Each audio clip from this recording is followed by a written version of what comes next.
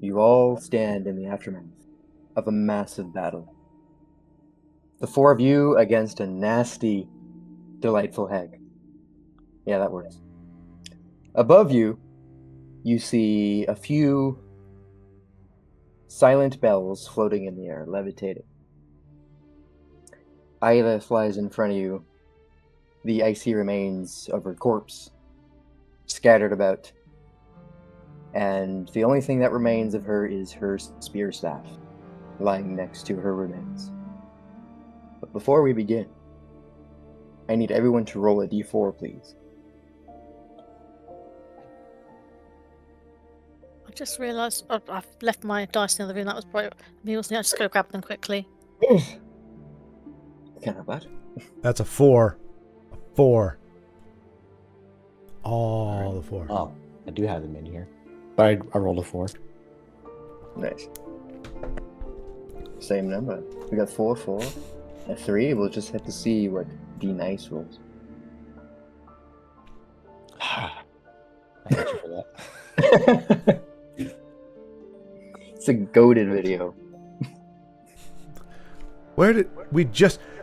We ready to start? 3, 2, 1, and suddenly everybody's gone. I know, right? It's beautiful. I dropped my D4. Oh no. I Okay, pulled- yes, pick that up. Do not step on the... Yeah. Yeah. Public service, folks. Just remember dice So is trays and any- they save lives. If it was any of the other ones, I would have just left it. Actually, this is my D4. I don't know how common they are, but it's like it's A got block. yeah, it's a block with like with triangles at the top. I've seen that. Yeah, I've that's seen that's that. the one I have for every other set, but this set, for whatever reason, they did it differently. So I can, it's just like stepping on a Lego instead of impaling device. Caltrop? The Caltrop. Wait, is that what this is called? The Caltrop? No, No, it looked... these ones. These are reminiscent of a Caltrop. Oh, okay. At least mine has a rounded top instead of a pointy. Yeah, It's 'cause mine's straight point. Yeah. Like Yeah. that There. scene from Home Alone, that's what will happen. Yeah. The nail. That's terrifying. Okay, I got a 3.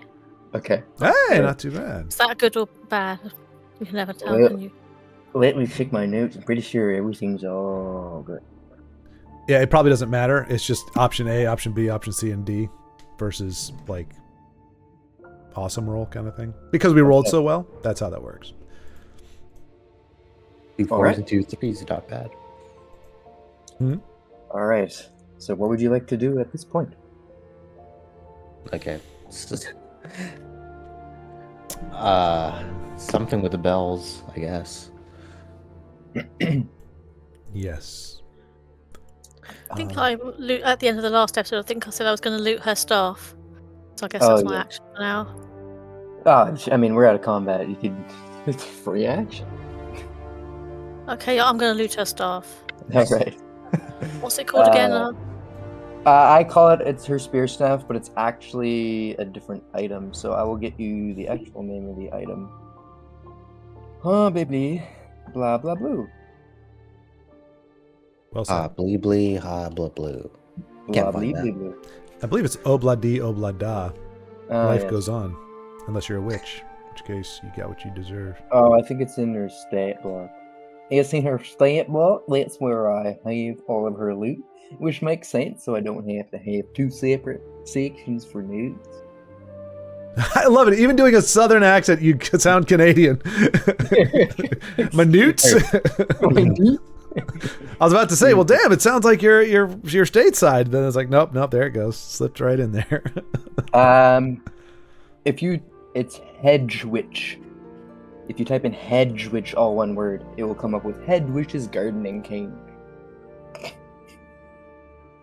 I was just looking under manage inventory, so do I need to search for it there? To add Oh, I'll it? put it in. For Is you. it a custom item or not? It's not. It's an official item from a third party Okay. source. So, if you just search manage inventory in the search bar, Hedgewitch,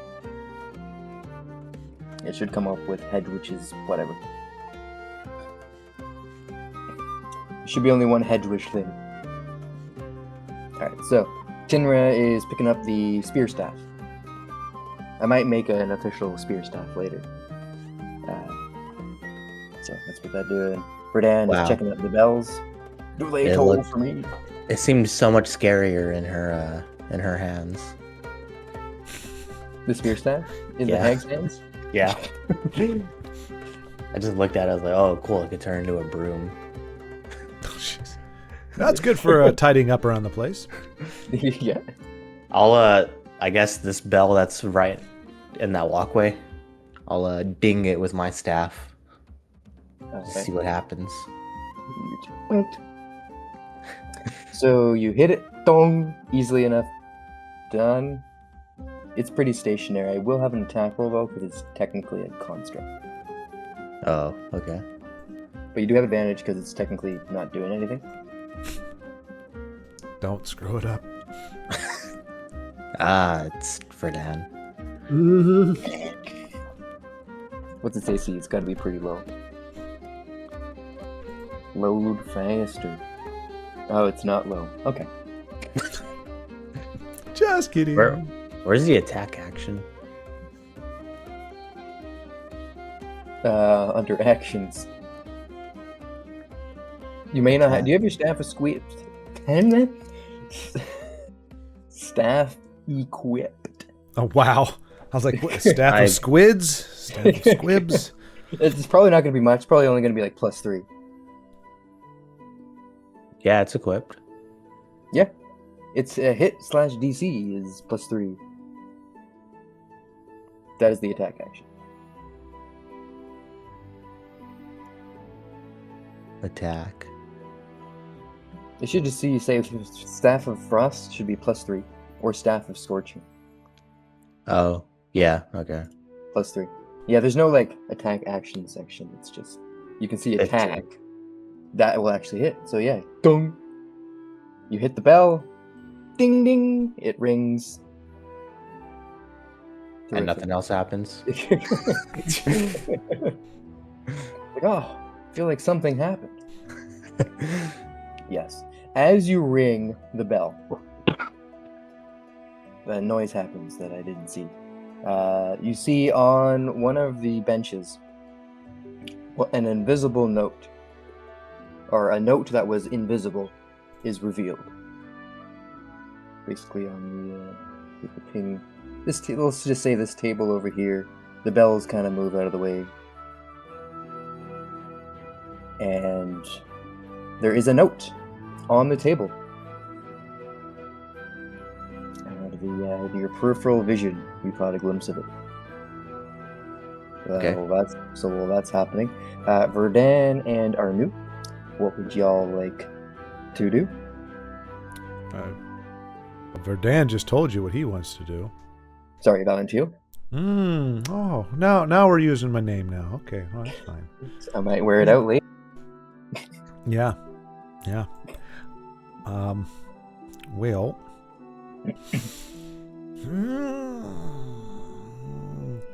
Just as a reminder, you are inside a giant stone golem. Yeah. Right. So you can look for the inscription that animates it if you wish. Yeah. That's what I wish. You wish? Alright. Yeah. I'll have an investigation yak. Y'all ready? Oh, come on. There we go.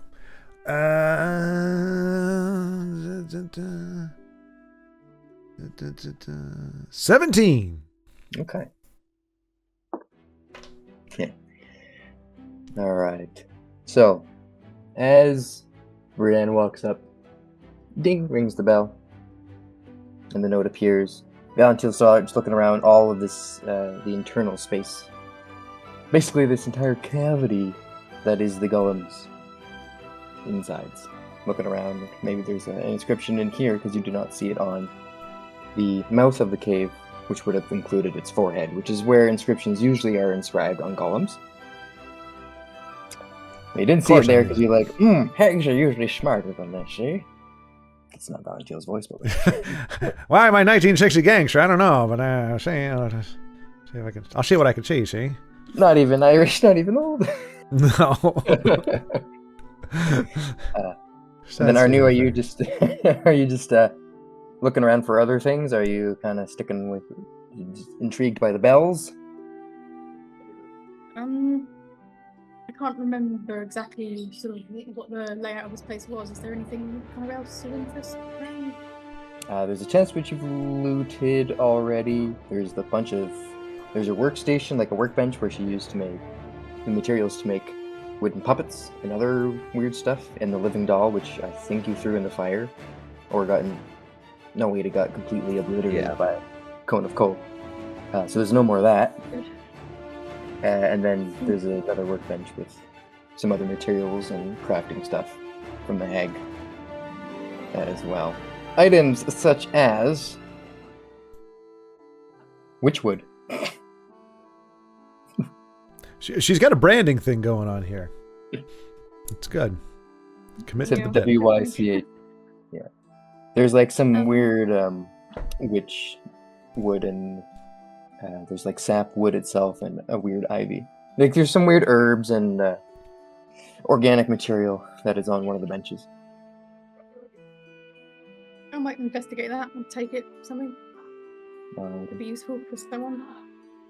Alright, I'll add all that to your inventory for later. Alright, so with the 17, and then we'll get to the note.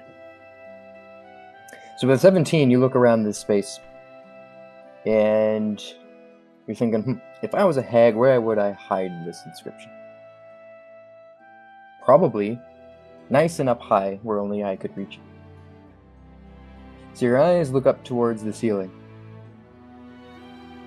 and think, the inscription is probably up there, if there was a means to reach it. On the ceiling. Let me see if I have any.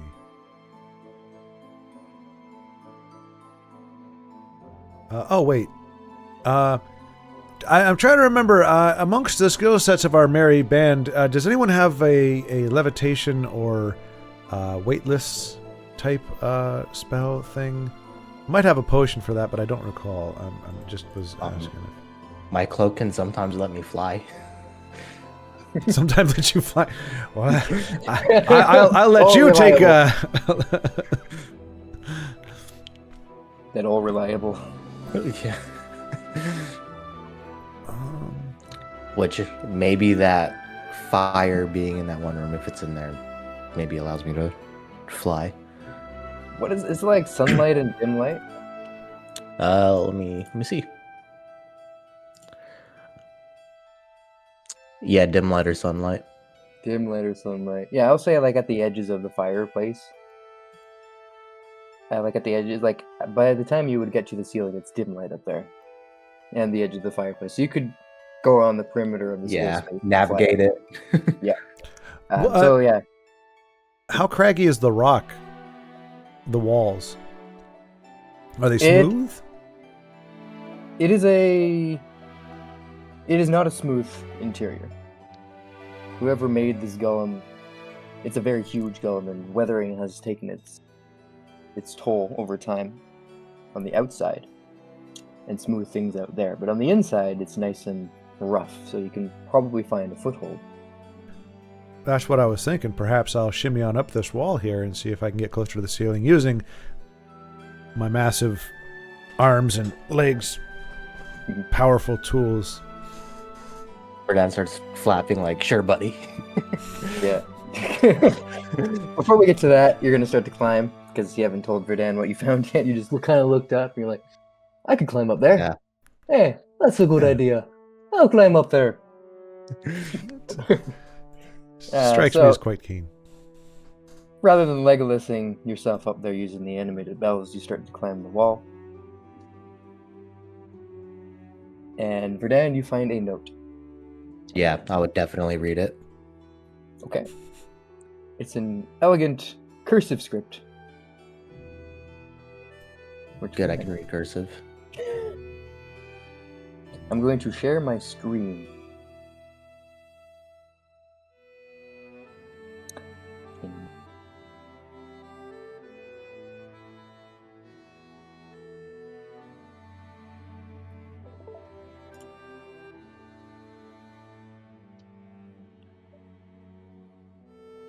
Okay, the final dance she never had. She was abandoned and left sad. One final dance. Felt sad. But Oh, then she'd. Oh, okay. Translated Reenact somehow. I was able to read all of it. It took me a second first, like the F. Yeah. You wish to set her free, to release her soul. Verily, ring the bell that tolls for thee. Burden of hope, for sound to carry. Once night falls, you shall see the place to witness fate's folly. Screen grab. You grab the screen with digital hands and hope to God we'd understand. Anyway. That was pretty good. Excellent. Now, you're welcome to make an investigation check with this note here. Okay.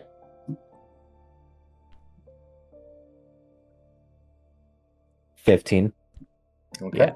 15 is just enough to reveal the hidden messages or hidden information within this note. So, click that there. Zoom right in. Look at this. Fancy. Is there a picture. bass clef on there? Music. I know. So tragic. Oh yeah, A it's pretty just lie. stuff notes. Oh, and Fila, you reckon that's one of her pseudonyms? Oh, not a bad name for a witch. It's either Folly. The Uh-huh. third bell. Yes. So you Yeah. see Fate's Folly in caps, so a location, Aha. and the third bell. How do I know which one's the third one? You, Throw it over there. it's just like a clues. You rang a bell. So I mean, there's a One of finite them- number of bells. one of those bells is the third bell. Yeah, I guess so. Guess it wasn't the one that I rang.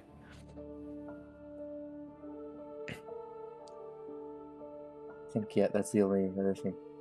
Perfect. So that is all the hidden stuff on this note. And back to the cursive script. And that is the note you find. Okay. Nice. It's haggish, so it doesn't tell you the answer. I guess I would start just ringing bells and see what happens. Alright, eventually you'd ring the right bell. So we're going to get... We're gonna, what we like to call, take 20 on that. Because you have your flying cloak, so you could chase them around comically for several minutes. Yep. As they start to then levitate out of the way, and you're like, come back here, you. Yeah. Oh, but we all want to watch. I got the best seat in the house. Alright, so Valentino has decided to climb the wall. So I'm going to have you make an athletics check to see how far you can get. Okay. Well, let's see. Unless you have a Let's do this. climbing kit. No.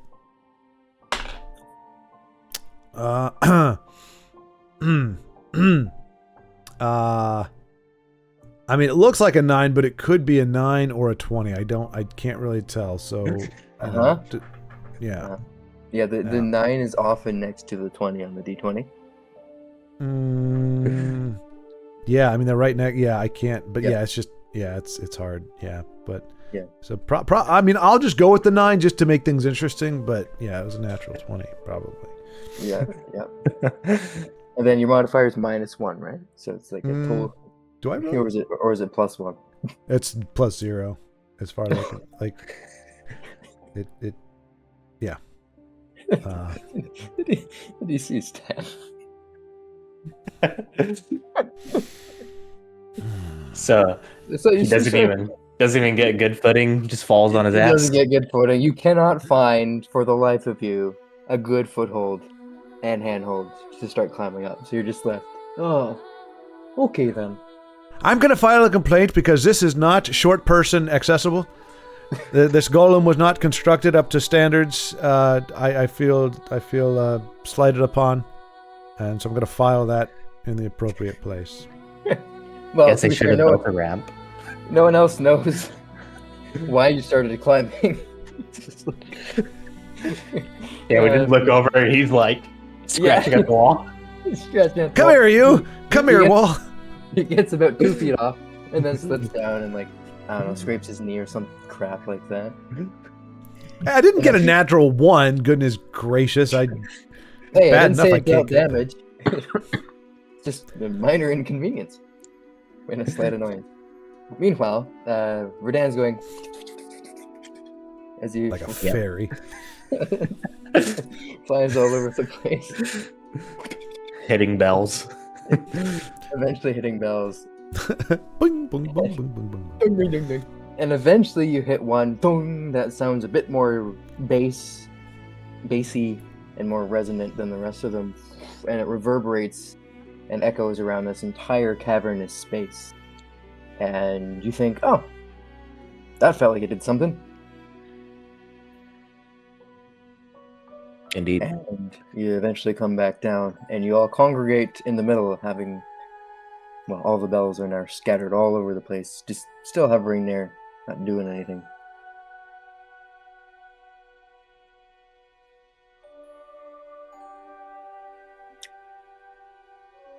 There. So as they're all gathered in the middle, having rung the third and final bell.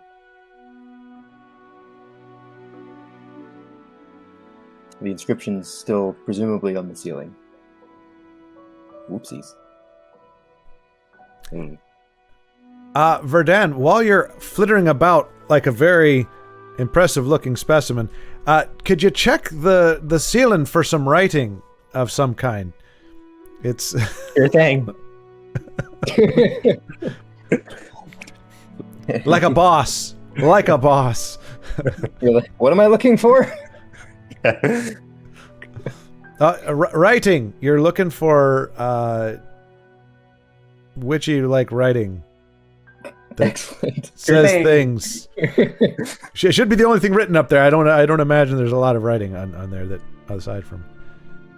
Yeah, Even from this I'll take a- distance, I'll say Valentino can somehow give you the help action. Because he's like, it's probably luckily around that space there. So you have advantage on this investigation check to find it. Oh, okay. This will be easier. Oh yeah. 26. Not bad. So you find nothing. I'm kidding. Loser. And the DC was 30. So as you get to the top of the ceiling space, you notice a few arcane ruins. Runes? A little bit of both. A little bit of both, like my brain. Few arcane runes. And this indeed appears to be the inscription that would activate, control, whatever, to this golem. Pretty big golem, right? Massive. Size category huge. Which is like at least 15 by 15 foot space. I was gonna say, can I get that in freedom measurements, please? Because really freaking huge is very helpful. 15 what? Feet. So 3 by 3 square grid. Okay. At least 15 by 15 feet. Around there. Am I able to understand the runes? You understand that it is an inscription. You can make an Arcana check. Okay. Fingers I think crossed. This is where I've heard a few expressions. You're a Viking. Or a lemon. Whoa, 29. DC Ooh. 30. So, so with the 29, you're pretty sure if I touch the inscription this way, I can activate this golem. Should you choose to. I think And I'll look shelve for that. Yeah, I think I'll shelve that for now until we figure out the thing with the bells. Well, yeah, the thing with the bells, you know that it's likely at night, so you'd have to see what location is hidden. Probably in this similar spot at night.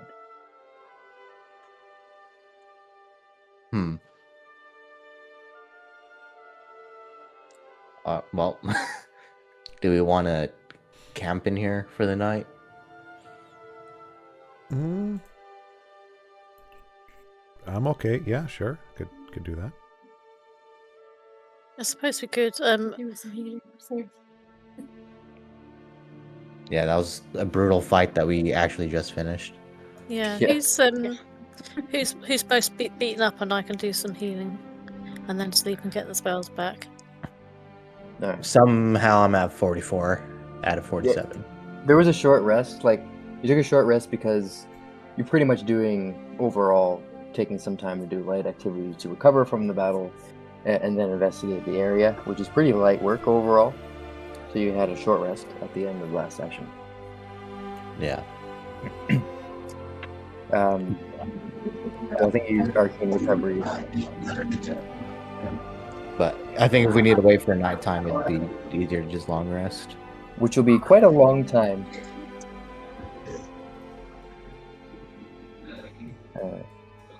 So you settle in to make camp. As everyone does so, I need you all to roll a d4 for me, please.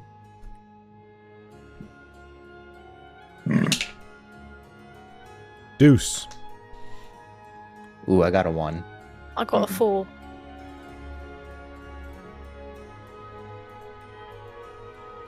Which I'm kind of shocked by, because normally I get rubbish things for D4. Well, the trigger was 3. 1, 2, or 3. Ooh, looks like I triggered something. So as you start settling to camp, internet issues.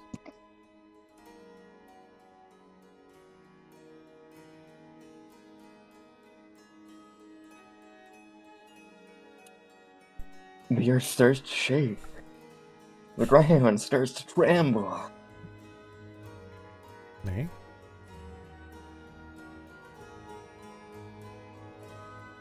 Yeah, I was thinking we're inside a golem. You think we'd be safe for a change?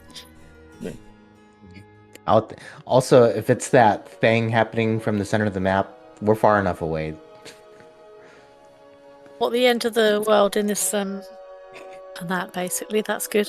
It's Yeah. good news. We don't care because we're inside a golem. Yeah. Caring souls that we are. Also, we can just wake it up. So, Good. fine for now. The ground starts to tremble. Very long tremble. Yeah, it's a long tremble. Rocks are falling. A tiny stone hits Valentine right in the nose. The ground shakes so much that the frozen remains of Iluth flies up, and you get an ice shard right down the back of your robes there, Verdan. Oh. Cringes. Alright, so here's what this staff is. Fortunately, it functions differently for the hag, because I don't actually have a spear staff. But here's what it says. This wooden walking stick has a silver flower at either end. The flower is blooming on the handle, but merely a bud towards the bottom. While holding the cane, you can use an action to tap it against the ground and mentally command the bottom to magically transform into a broom, a hoe, a rake, a shovel, or back into a normal cane. I suppose I So could scare people powerful. with it. Yeah, I could scare people with it, couldn't I? Like the broom, I'm sure that'll frighten a few people. Yeah. Hoya! Yeah, exactly. Get back, you Kennegets!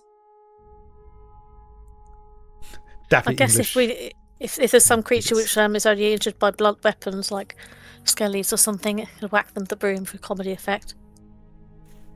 I mean, the whole thing would deal bludgeoning damage. So yeah.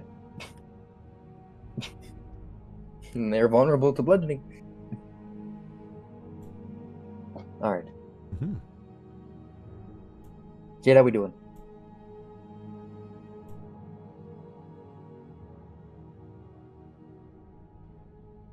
sorry about that. My internet kind of cut out again, but I think we're all right. No, Emily? all good. No need to apologize for internet outages. What did I miss in the meantime? Sleeping. Well, we as you settle in for a longer, here we'll pick it up here. As you all go to settle in for a long rest, thinking, I could just wait this out till nightfall. The ground starts to shake and tremble as the whole space of this stony cavern starts to lose bits and pieces of itself, but not start to crumble or collapse on you. Although a couple of you get debris in your eyes, your robes, and all that fun stuff. Right in Van Til's mouth. Tasty. Oh, But as this whole area shakes and trembles, your minds immediately think the Chaoscaller within the chasm at the center of this world is, although it was stirring, is now starting to become more active.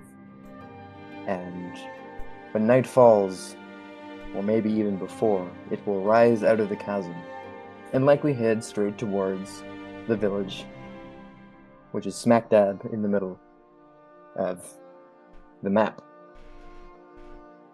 Even though they have a nice protective barrier around the village at night, it may not be enough to stop this creature of chaos. Well, guys, I think it's time to awake the golem and command it. Turn this puppy. Let's turn it into a mech. I don't know what that is, but it sounds cool. Alright. So I'm gonna go back up to the top here. Guess I'll do the honors. Flap away. You have my highest esteem. Alright. So, let us change maps, shall we? Because it's still daytime. Oh, why did I not put these in order? Night. Where's your world? Where's your world day? Ha! Tremendous success. Nicely done. So let's put the two things on the map. Actually, we'll get to that in a sec. So you flutter your way up. Flutter! Up to the ceiling. You punch the arcane runes in the correct order. And they start to glow. A nice summery yellow. And the whole space starts to shake even more as I need everyone to make a dexterity saving throw, or you can make an acrobatics check, because it's happening quite slowly, whichever one you want to choose. As the golem, once activated, will stand upright. However, it is currently mechanically prone and horizontal, and it will now be vertical. Alright. So I need everyone to either make a dexterity saving throw or an acrobatics check, whatever they prefer, to remain standing and not suffer any effects of the standing golem. I was like, what, you said acrobatics was one of them? Yeah, it's one of them. Acrobatics or dexterity, they're both +2 for me, so that's... Yeah, I got a 16. Okay, that's pretty good. 25. DC was 26. Okay. Oh, you son of a... I got 15, so 18, yeah? 15. Yeah, I'm still I don't- flying. I could totally just adjust. Yeah, you definitely could. So yeah, you could adjust. Oh yeah. Anyways, the DC was 15, so you all Oh, passed. that was right. Exactly on it then, that's good. Yeah. So you all passed. So you managed to...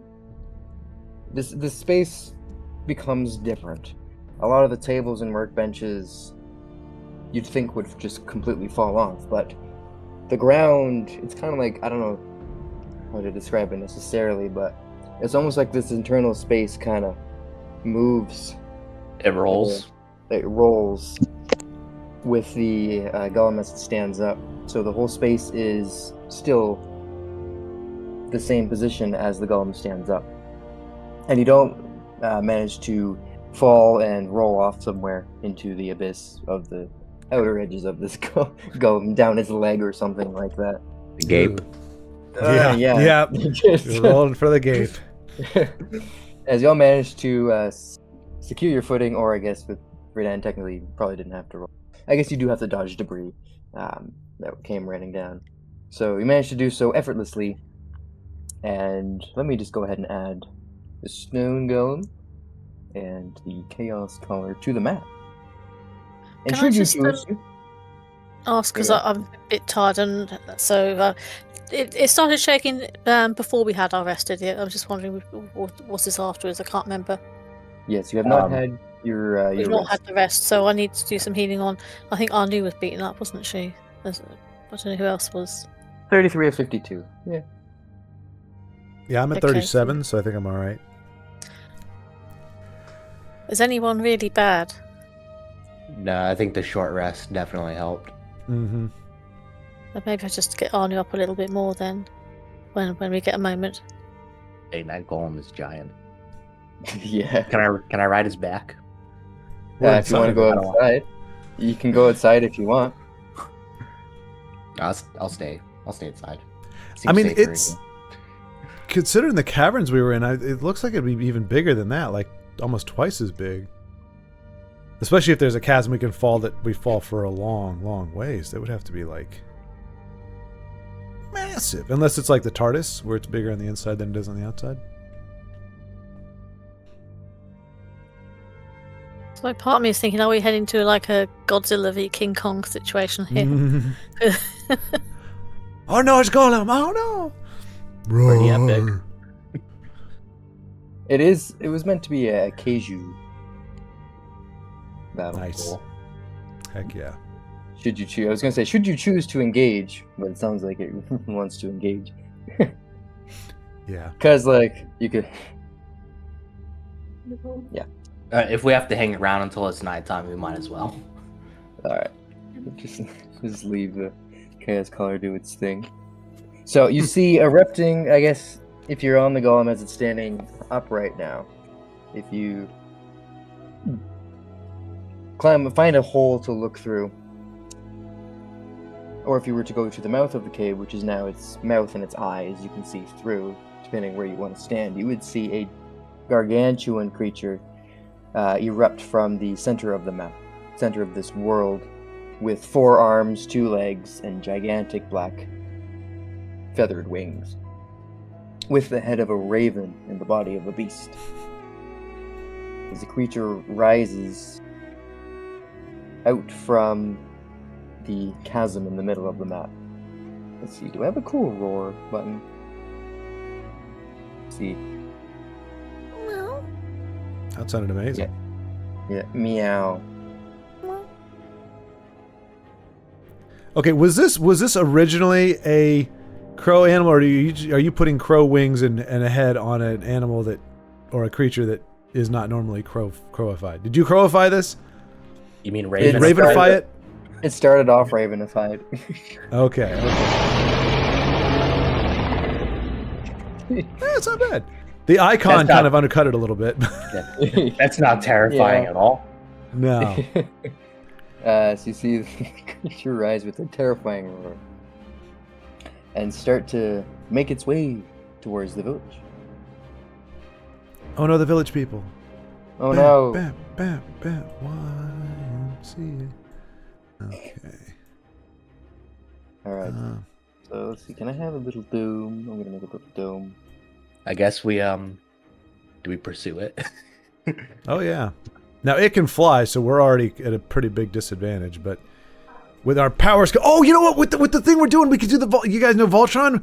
Like they always do the split thing. We could all do it, like form lion, and do this thing, and then no. I mean, we've got it split up the exact same way they do in the cartoon. We could totally do a. But well, I guess we're not gonna. Well, we each control a limb. Yeah, well, I mean I don't know how that actually works in Voltron, but that is the idea. Is you have somebody's the body, the head, one in the arm, and one in each leg, and then they break it up. It was my only reference for this type of thing, so I'll go with that. Similar, I mean, right? technically, Verdan is in complete control of the golem. But yeah, you're welcome to control individual limbs if you want. I deny I access. can protect you. Oh, But I'm All open right. to suggestions on what we do with it. so how this is gonna work is I'm going to let's see.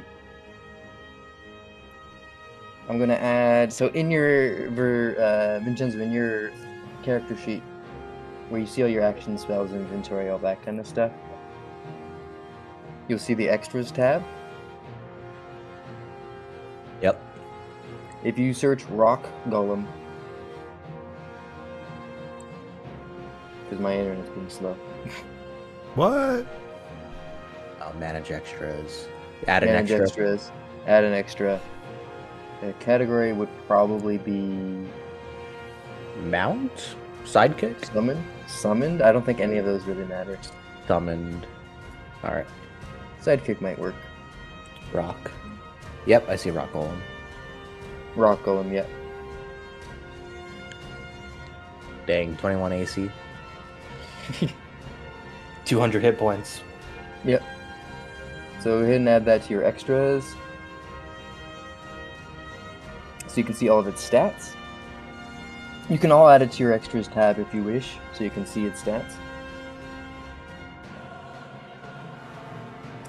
So how this is going to work is you can either use your action to control the golem and use the golem's actions on your turn, or you can use your own action to do the things you would normally do. While you're inside of this rock golem, you have total cover, so you can't be directly targeted by attacks, unless you choose, for whatever reason, to go outside of the golem. And then proceed to get grabbed. Oh, I'm staying in here. Eaten like jerky. Yeah. So while you're inside, you have total cover, and on any of your turns, unless Verdan denies after this, you can either command the golem or take your own action. My question with that is, for everyone's actions, are we able to, every turn for everybody, is everyone able to use the golem, or is it like once per turn? Everyone on their turn can use the golem, however, you can't all do multi-attack on your turn. If you choose to attack with the golem, if one person wants to control it for the entire round, you can use its multi-attack, or if you each want to individually control the golem on your turn, you can choose one of its actions, one of its attacks, or other things. Okay, I'll be generous and allow everyone to have access. Right. Aw, shucks. But first you have to get there. So I think I will do it like this. Where I will select all y'all. You're all grouped together now. So whenever you move the golem, because the biggest token to grab, all of you will move, and presumably everyone's staying inside of it. Mm-hmm. It's cozy. Yeah, nice cozy in here. So yes, the Chaoscaller does emerge from the chasm and start flying towards the village, which has their protective dome above it now, protecting it. So it will tank a few hits. So you see it hear it in the distance.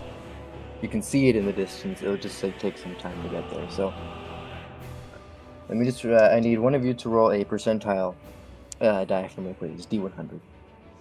Whoever would wish to. Well, let's all roll, and just whoever gets the highest, that's who's gonna. No, I'll let you. Okay. I have Cheetos on my hand. 63. Okay.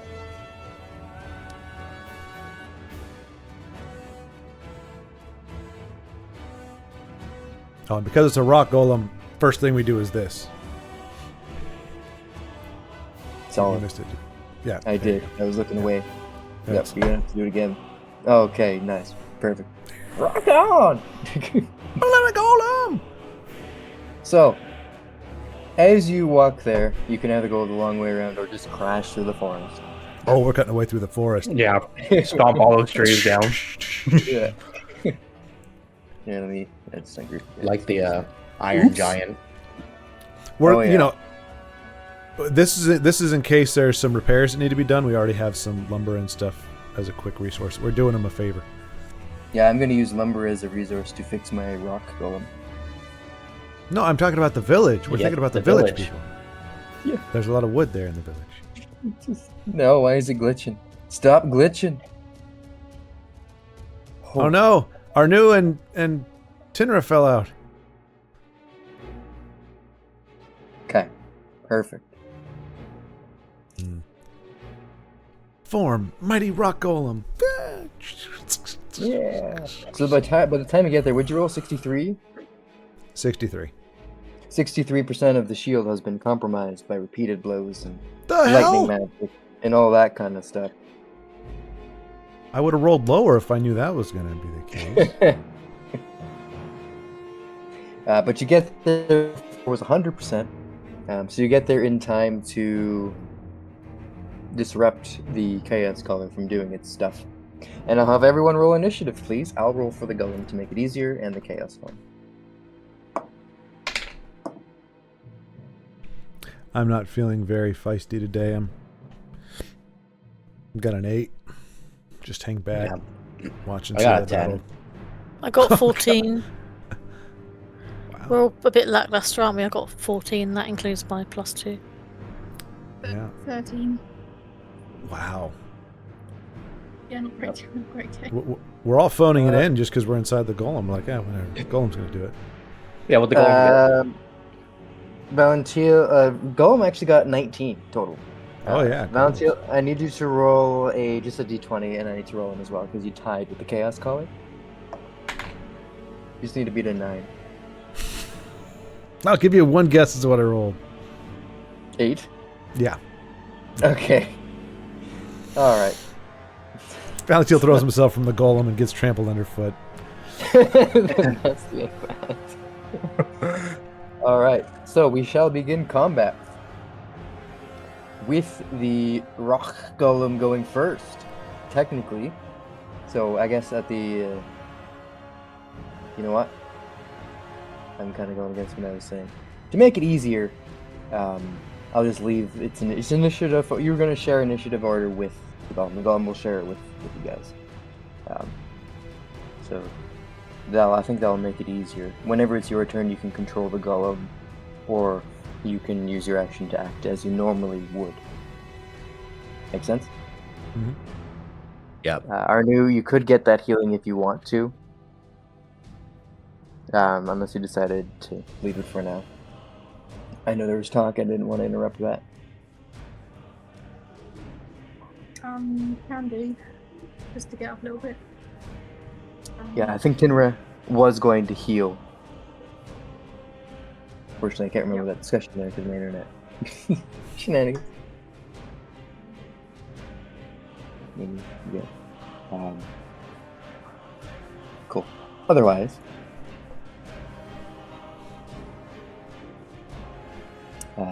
Nice, you're muted if you were talking. I was only whispering to myself because I was just trying to find my dice, but Oh no. it's 1d8 plus 7, and I'm afraid I only got a 3, so that's 10. Well, if it's we're using the 2024, so it's first level 2d8 plus 7. So roll another d8. They upgraded the That's, spell. the next one's a 5. So 8, 16. That sounds decent.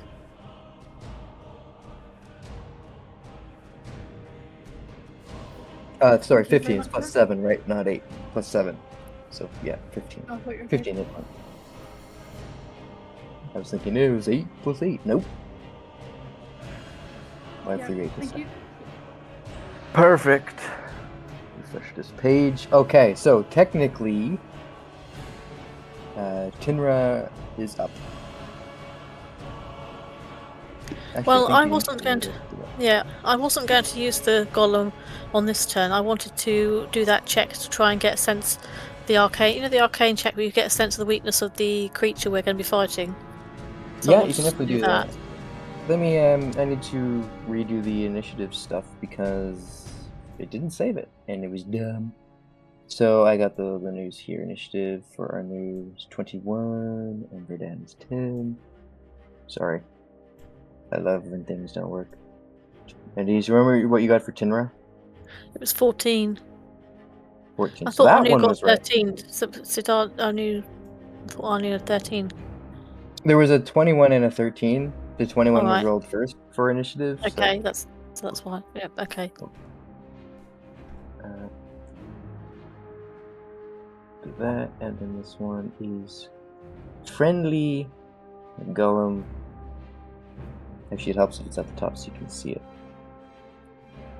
There we go. Sorry, it is our news turn first. Yeah, I thought it'd have to be if they got 21.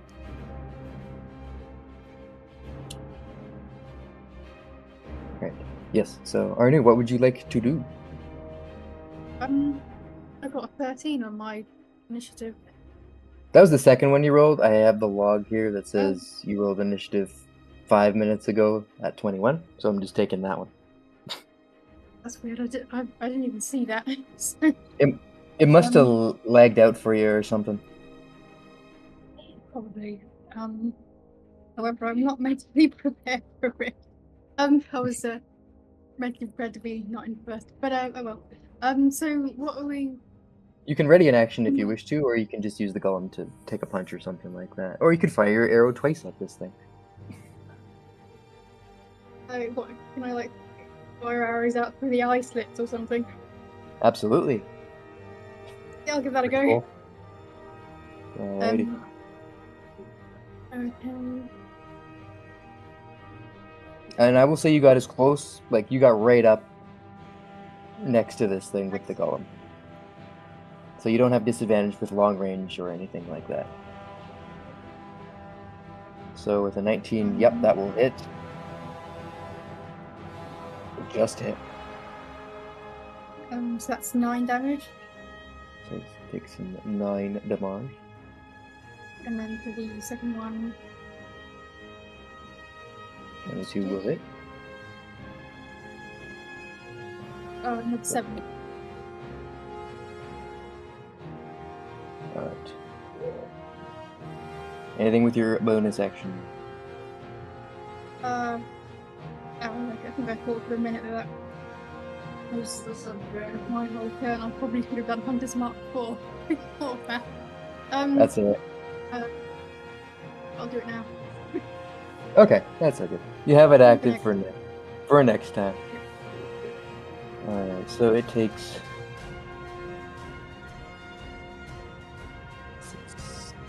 7 and 9. Yeah, 16 damage. Thunk thunk. As your arrows strike true into this creature, it gets kind of mad. I guess you're staying within this golem's. So you're within the eye slits, so you at least have 3/4 cover when you're in here. Yep. Unless you move somewhere else. Let's see. So as you thunk your 2 little tiny arrows into this thing, it doesn't even pay attention. It continues to try and batter away at this shield. And it will continue to do its attacks. Like, it takes a legendary action to make a attack with its large talons against the shield. So it doesn't even care that it got poked twice. Thunk, thunk. They're basically like toothpicks for this thing. By the way, last time I think I forgot. I think you asked and I misheard. But yes, our news crit effect with her bow did transform Eilith's spear staff into a feather that then floated to the ground. And then when Eilith was turned to a frozen ice cube and then shattered, that feather was not part of it. And then when it took the damage, it has to take at least 1 damage, transformed back into a spear staff. Right. Because I think you did ask about that, and must have misheard or something.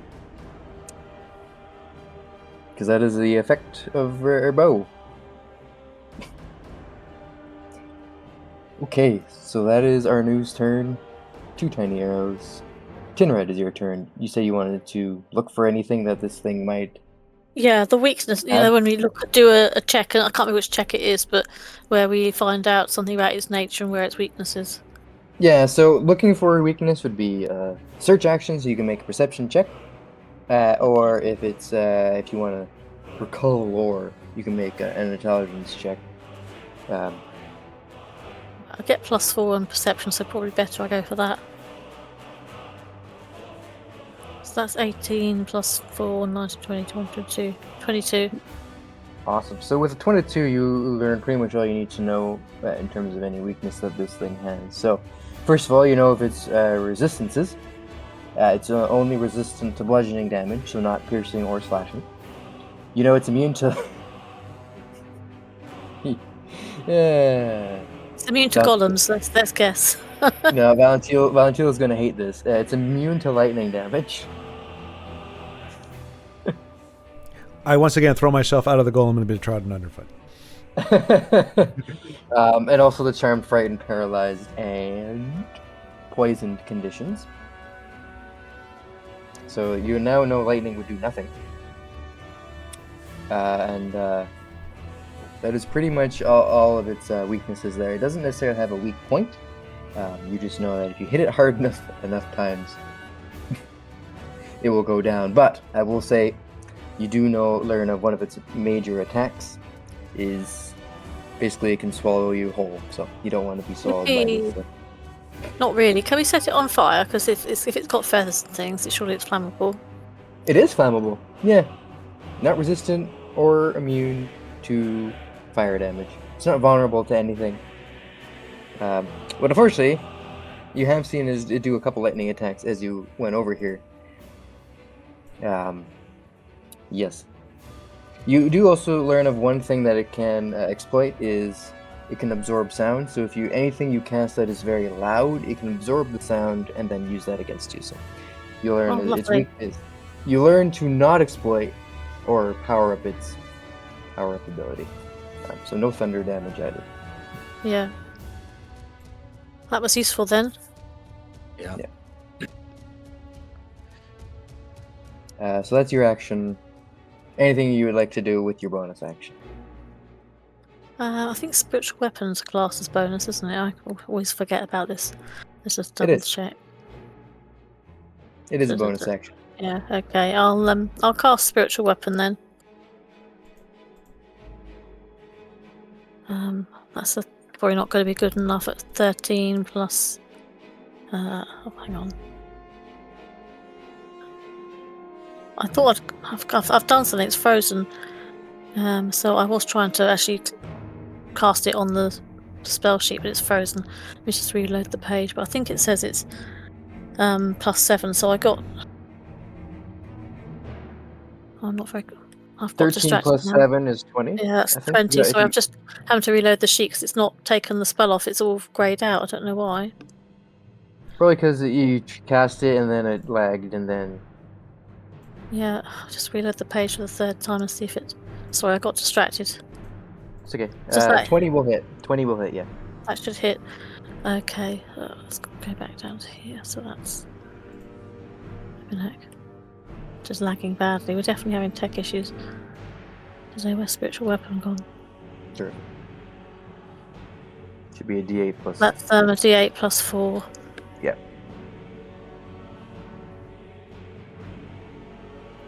That's a 5, so that's 9. Nice. So it takes 9 force damage. It has a tiny little hammer. Just a sec. I'm going to have to take my camera off because my sister wants a word. For sure. What was that? Alrighty then. Redan, it is your turn. Yeah, I feel like the golem can do way more damage than I can.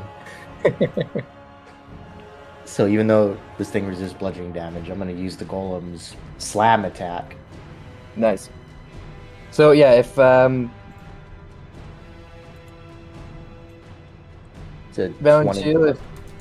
if Valentiel didn't want to use the golem, you could use its multi-attack on your turn. Do you, Well, I don't really have. I'm pretty sure you want to, right? Yeah, I wouldn't normally. I just have no other way to do anything, really. Yeah. Yeah. So basically, it's multi-attack. I'll just read it out here. It uses Harden, if available. So its Harden ability is it just takes the dodge action and first, which gives you a bunch of perks. It's kind of like it hardens its scales flavor-wise, but mechanically, any attack roll made against it has disadvantage, and makes dexterity saving throws with advantage. But it's like the disadvantage attacks is like it becomes harder to hit. So part of its multi-attack is it can use Harden, but it can only use that 4 times a day. And then it makes 3 attacks, 2 punch attacks, and 1 slam attack.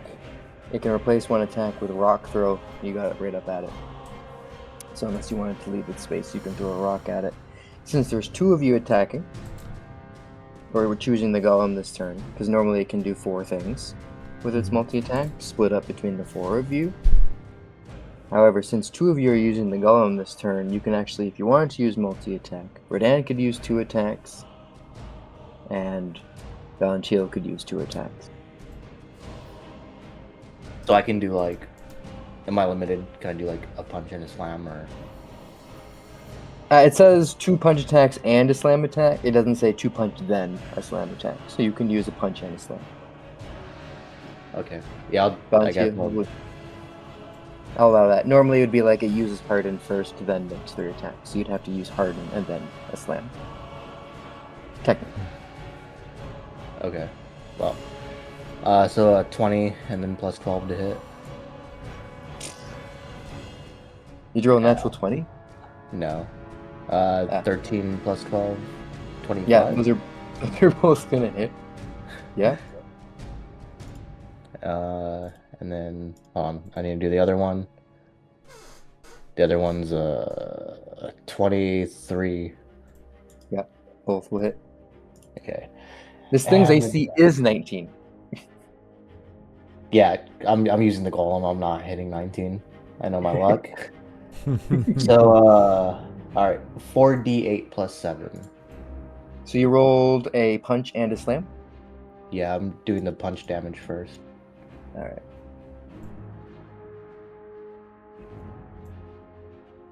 16 plus 7, 23. It's an unknowable number. So that was the punch. Did you roll? Yep. Yep, okay, so it halves that. And the slam is 3d10. 2, 3. Wow. A 10 and 2 ones. 19. But 19, yeah, I think. It's gonna have that again. And yeah, that's all I'll do. So you hit it twice. However, its slam has a secondary effect. So basically, it's like 20 up. Like the average is 23 damage, 3d10 plus 7 bludgeoning damage, and the target has the dazed condition until the end of its next turn. And the dazed condition says you can move or take an action on your turn, not both, and it can't take bonus actions. So you hit it so hard right in the face, dong, that it's now dazed. Yeah. The punch went straight to the face, and the slam was right on the top of the head. Nice, like a boom. Yeah. Hit real hard with the golem. And now it is the Chaoscaller's turn. Chaoscaller now sees the rock golem after it hit him right in the face. Twice. You rethink it like that very much wrong. Who knows? So it will turn its head. Can't do that, it can't do that. So at the end, technically it can do an attack as well, but it's just been trying to hit this shield. So it had 20. Okay, I'm gonna just roll a 20. How much structural integrity? Ooh. So it's at 63%.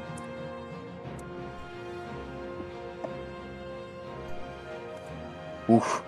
Shield's almost gone, but now its attention is finally towards you. Yay. Yay. Think of the people, Valentil. Think of the people. I am. I'm one of the people. Yeah, us. Sucks to be us. What's its to hit with that thing? Ooh, so it will just miss its first attack, and then it will turn to you and make a multi-attack.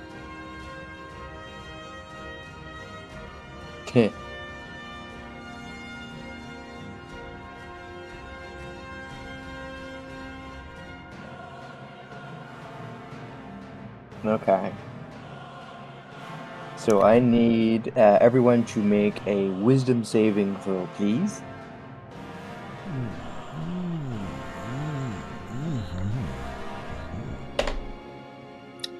At advantage.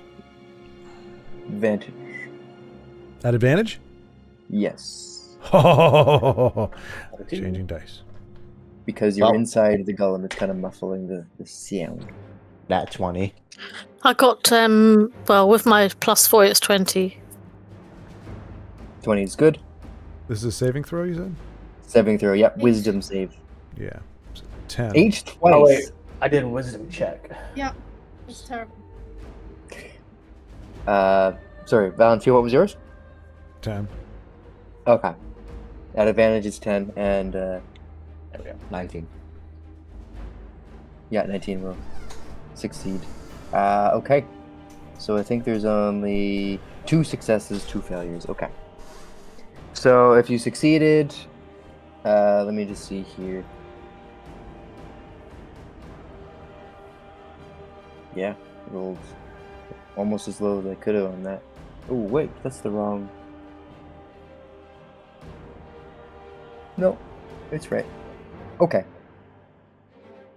So those of you who failed the save are going to take 20 points of thunder damage, and if you succeeded, you're going to take 10. Yikes. And the golem probably will suck. 8. So the golem will also take that damage, 20 damage. All damage, but it's resistant. Although it should be vulnerable to thunder. Whatever, that's an oversight. Yes.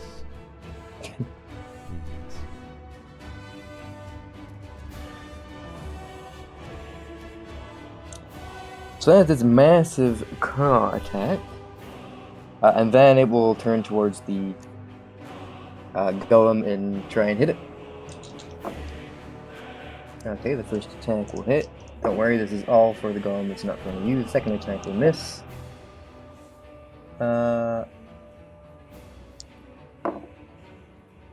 And yeah, so it hits 2 other attacks.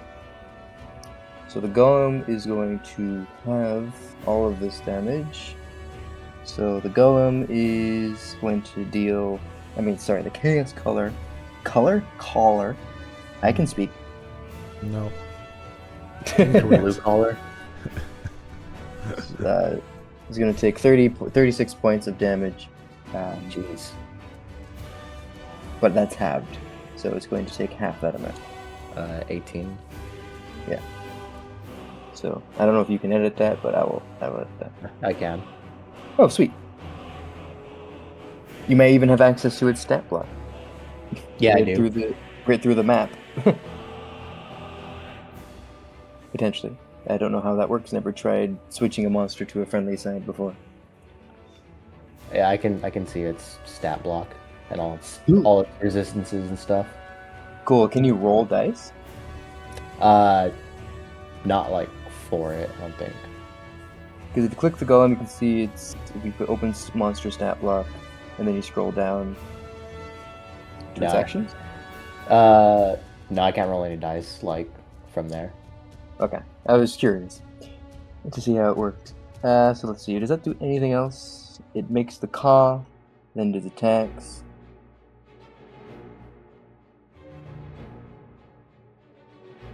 Nah, that's all it can do on its turn, and its other thing is a recharge ability, which will take a long time to recharge. Cool. So it turns, its attention is now on you. Golem taking 2 attacks. but still standing pretty tall. And you've dealt some chunk of damage. Valentil, would you like to finish the golem's multi-attack? You can make 2 punches. I would like to do and that. use harden. Yeah, awesome. Yeah.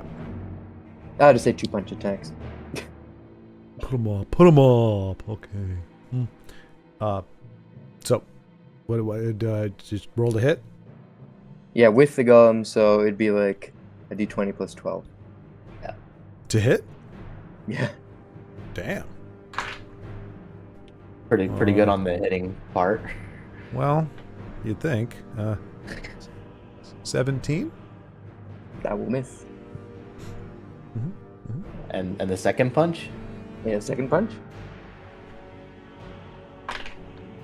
Aha! 31. I'm Yes, sorry. that's shelf. 28. Sorry. Okay. That will still hit. So roll damage for the rock golem. For its punch, it is 48 plus 7. Plus what? 7. Oh, 4d8. I was like, 48 also- plus 7. That's awesome.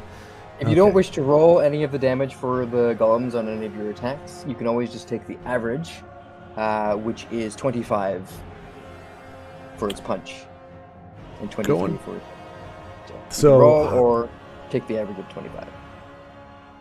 So the highest would be 36, right? Wait, no. 8. 4. Yeah. 4d6. 48. 4d8. 4d8. Yeah. So that's 32 max. Plus 7. Plus 7 if you somehow So- rolled that. So yeah, so the high end is 39, but I could be lower than that. What do you guys think? We're I say all in just it roll for together. the damage. Roll for the Roll? damage? All right. I'm gonna keep rolling for the I damage. think it's fun to roll for the damage, so just roll Yeah. for it. It is. All right. I always like to YOLO. have the option because it's quicker to take the average, but rolling dice is fun. All right. Indeed. Here it is. Okay. So 48 1d8. plus 7. That's 7. 3, 10, 17. Oops. 25 plus the 7, 32. Yes. 32 damage. As it punches the cramp out of this thing. Yeah, there has no crap left in it. It's crapless. It will have it though, because it is resistant to bludgeoning. That's the only physical damage it's resistant to. Of course. But you hit it very hard.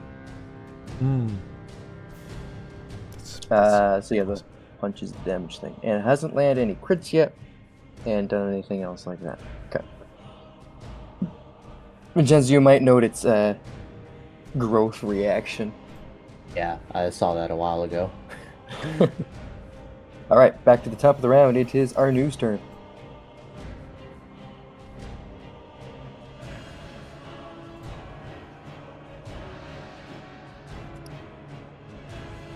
I'm gonna call I'm not entirely sure what to do exactly when to go anything with the bottom that the experts want to have. Yeah. Oh dear me. Too early in the... Okay,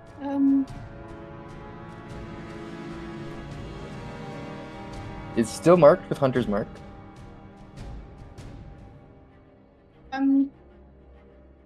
although I suppose actually it's not really doing anything to It's not resistant to piercing, so you're doing full damage with your bow. Alright, okay, I'll give that a go then. Alright. You were successful last time. It would probably be not this time, but You hit it twice last time. okay. Hiya! 16. Yeah, that will miss, unfortunately.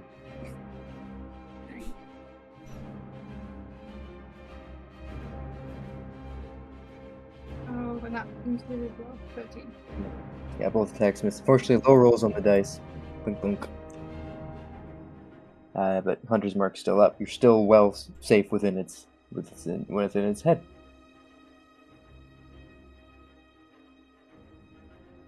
I guess that's that then. Yeah, it's like besieging a keep right now. Tinra, it is your turn. I was just wondering whether I ought to do any more healing because people took a lot of damage the last turn. Can everyone just say what their hit points are?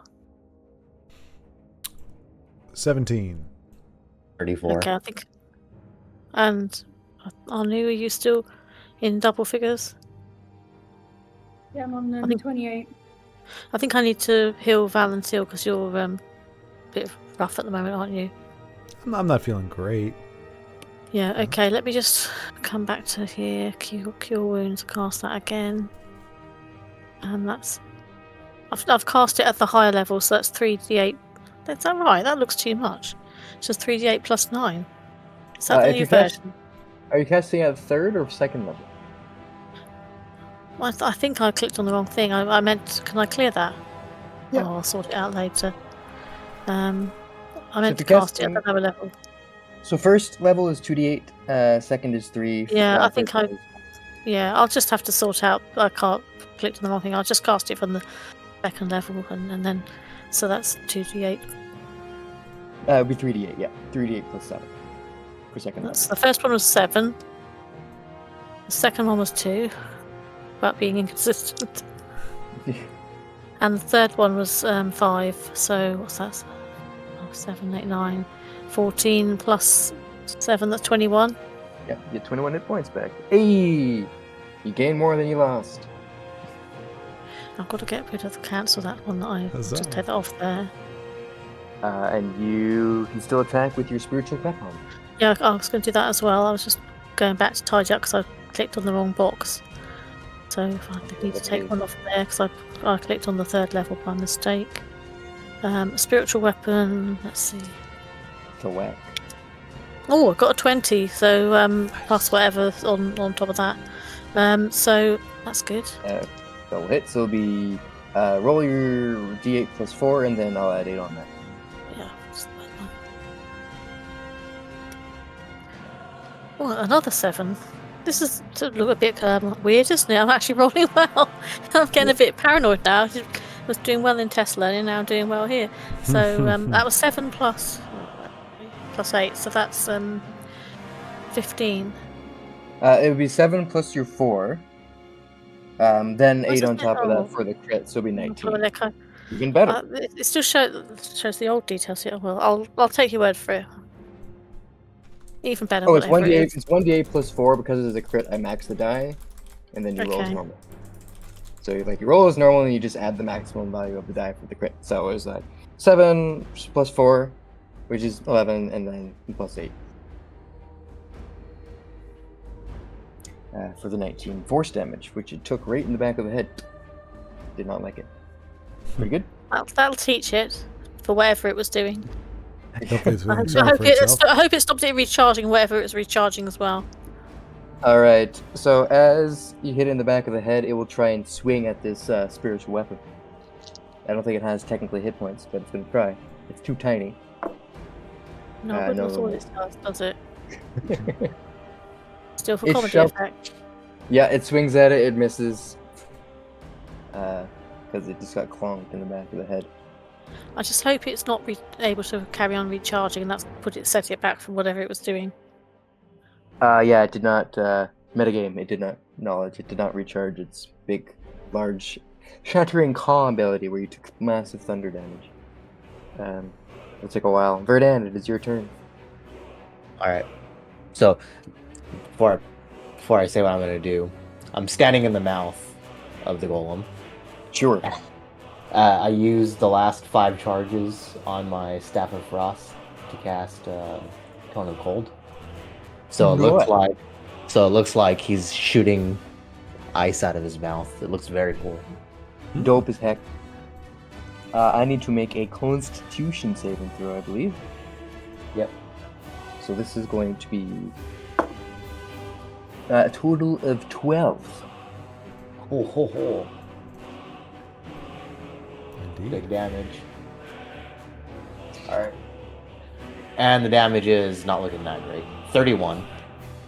Yeah. I've seen worse. Right A here. lot of twos in there. This is not to scale. but it is Jeez. not to scale. 60-foot cone. Below, cover up the whole map. Nah, it'd be probably something from like. Yeah, it's like the golem gets right in the Chaoscaller's face and just blows ice right in his face. That's what it looks like, very far away. Better than blowing smoke up its ass. All right. So I don't know. Might be more damage. yeah. All right. So there's a secondary effect that happens, I think, with that spell. Let me see. I think things just No. freeze. I don't. Oh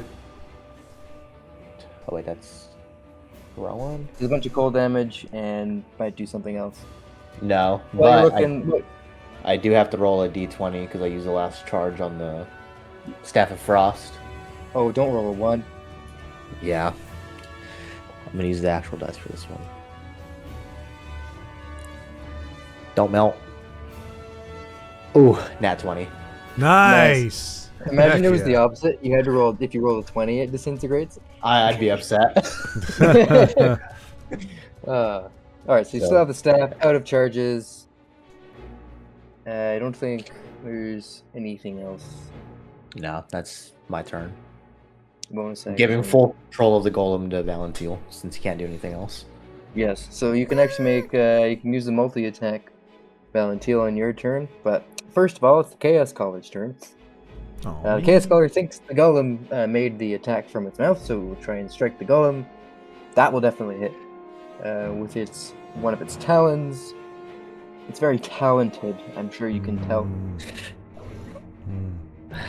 Well, it's alone in that apparently. That's okay. I take 10 points of psychological damage. So if you can edit the hit points, the golem is going to take 18 points of slashing damage halved. Yeah. It's down to 153 out of 200. Not bad. If it's a creature, it's technically a creature. It needs to make a strength saving It's a throw. construct. It's a construct. A strength saving throw?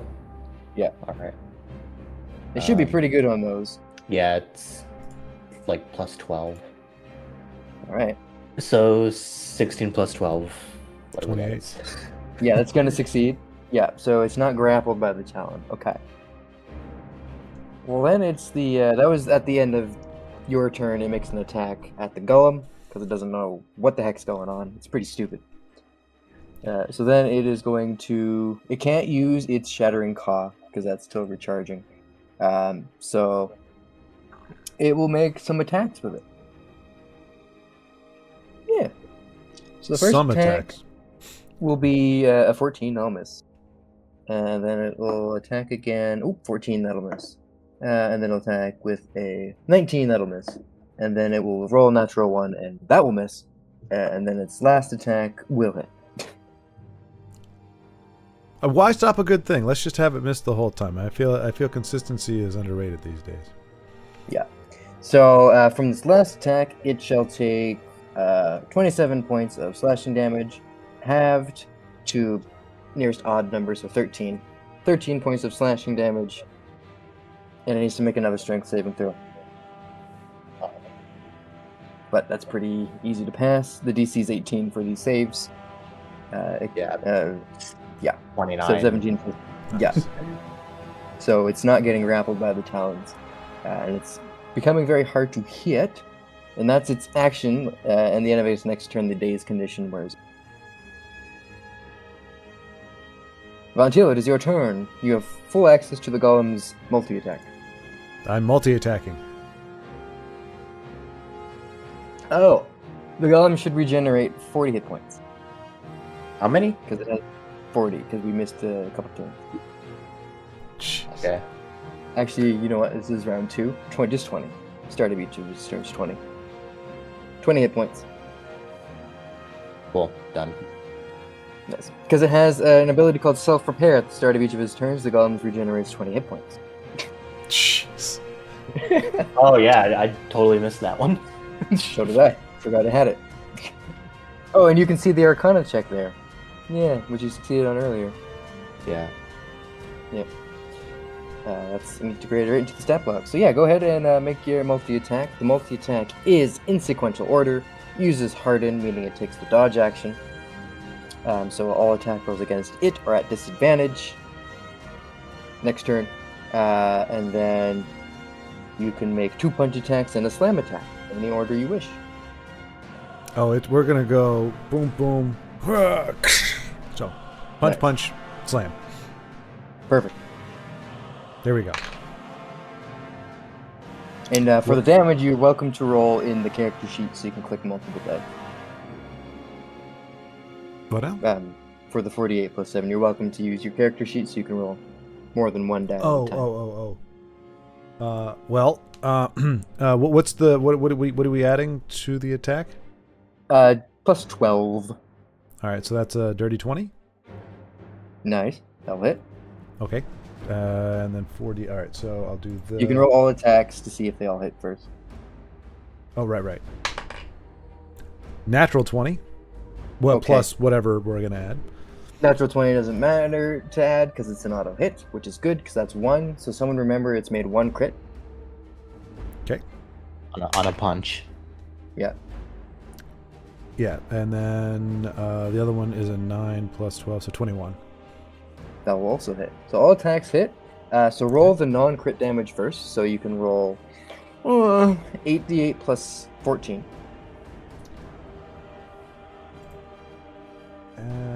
How do you tell it to do 8? You click you go bottom left, click the d8 8 times. Oh, okay. Since we use a feature of the character sheet. So like 44 damage. Yeah. So first it takes 44 half 22.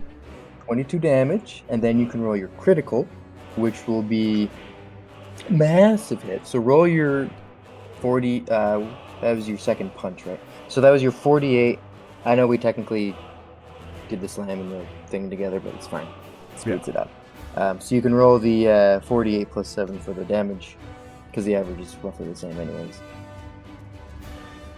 48 plus 7, and then we're going to add 32 on top of that. 57. So yeah, that's with all that added together, 57 points of bludgeoning damage. Plus the 40 something. Right? Or, yeah, right? Plus the other two. It's 48 attacks? plus 7 plus 32. So what'd you roll for the 48? 48 is 25. 25, and that's including the plus 7. No, that's just the 4. So 48. 32. Plus 32 32, so 64. So it'll take 32 more bludgeoning damage. Massive, huge punch. What did that punch look like? It was well, since one was stronger than the other one, it was a cross or a jab cross, and then we reached around its head like this and just spun it, boom, and with us landing on top, and then we're just punch in the back of its head, and it's unconscious and it's dead, and we won. Ah! Yeah! Huzzah, if only. A lot of damage to it, though. Excellent. It's feeling sorry for itself. It is feeling so. It's going to take an attack at the golem after getting absolutely clobbered at disadvantage, and it will miss. Keep rolling 4s. It's ridiculous. I like it. I can dig it. All right, and then we get back to the top of the round. Just so we might forget, the golem regenerates 20 hit points. I'll stab that right now,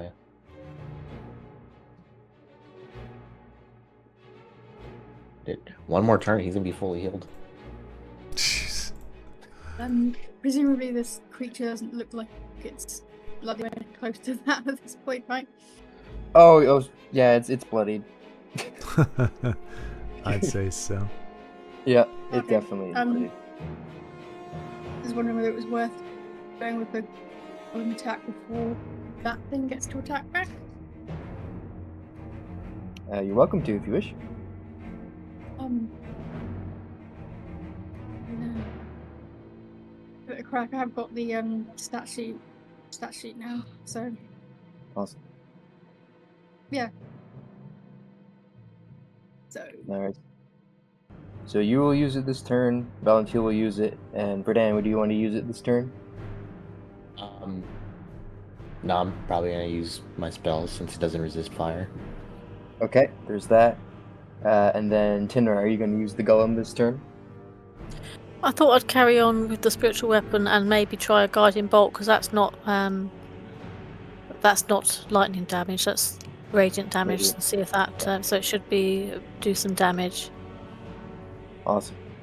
Alright, so since two of you are going to use the golem this turn, split up its multi-attack, you can do 2 attacks and 2 attacks.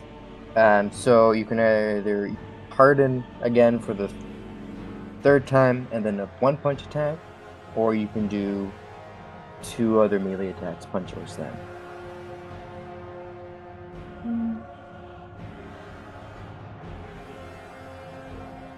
Guess I'll go with the 2 other dodge attacks. So you can do a dodge, and then, yeah, if you do a dodge, you can do 1 punch or 1 slam. So yeah, would you like to do a slam or a punch?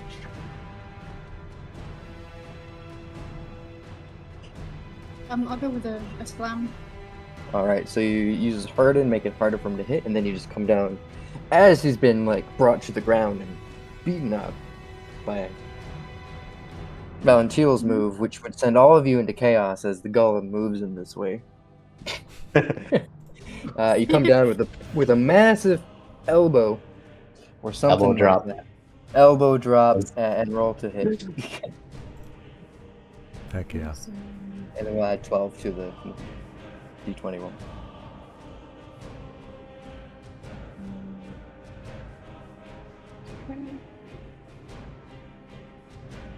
Hey, honey.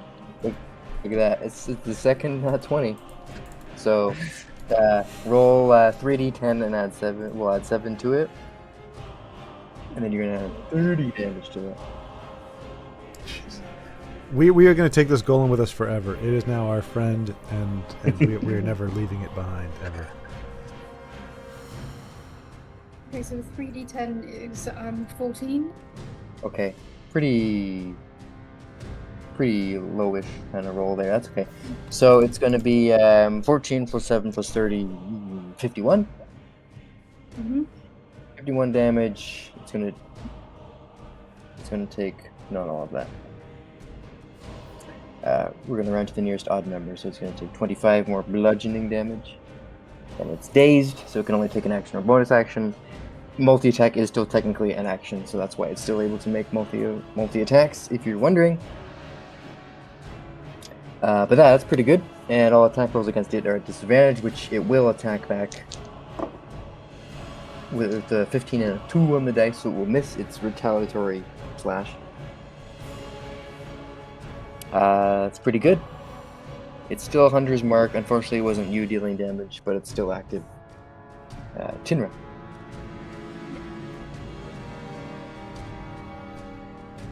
You wanted to do Guiding Bolt and Spiritual Weapon. So I've got 50. I just need to check what pluses I get on attack for that. It should be around +7 for that, so that will hit. Oh yeah, +7, so that should hit. And it Yeah. says 4d6. That's a 46? 46? 4, 5, so that's 9. 3, 10, 11, 12. And another 3, so that's 15. 15 points of radiant damage, and the next attack against it has advantage.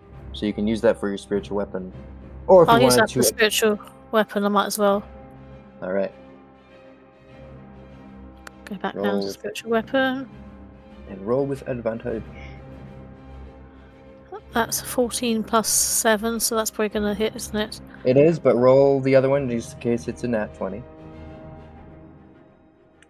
No, it's a 16 plus 7, so that's better. Yeah. Either way, they So hit. So either way, they hit. Okay, so D8. Oh, that's not as good. I got a 3 on the D8. that's alright. Take So that's 7 more 7 more damage. It all force helps. damage. Dunk. You know, it whittles away. Whittles away. You've heard it emotionally. It's feeling very very down in the dumps. I'm sure it's thinking Alright. seriously about about mending its ways. Yeah, sure. Yeah.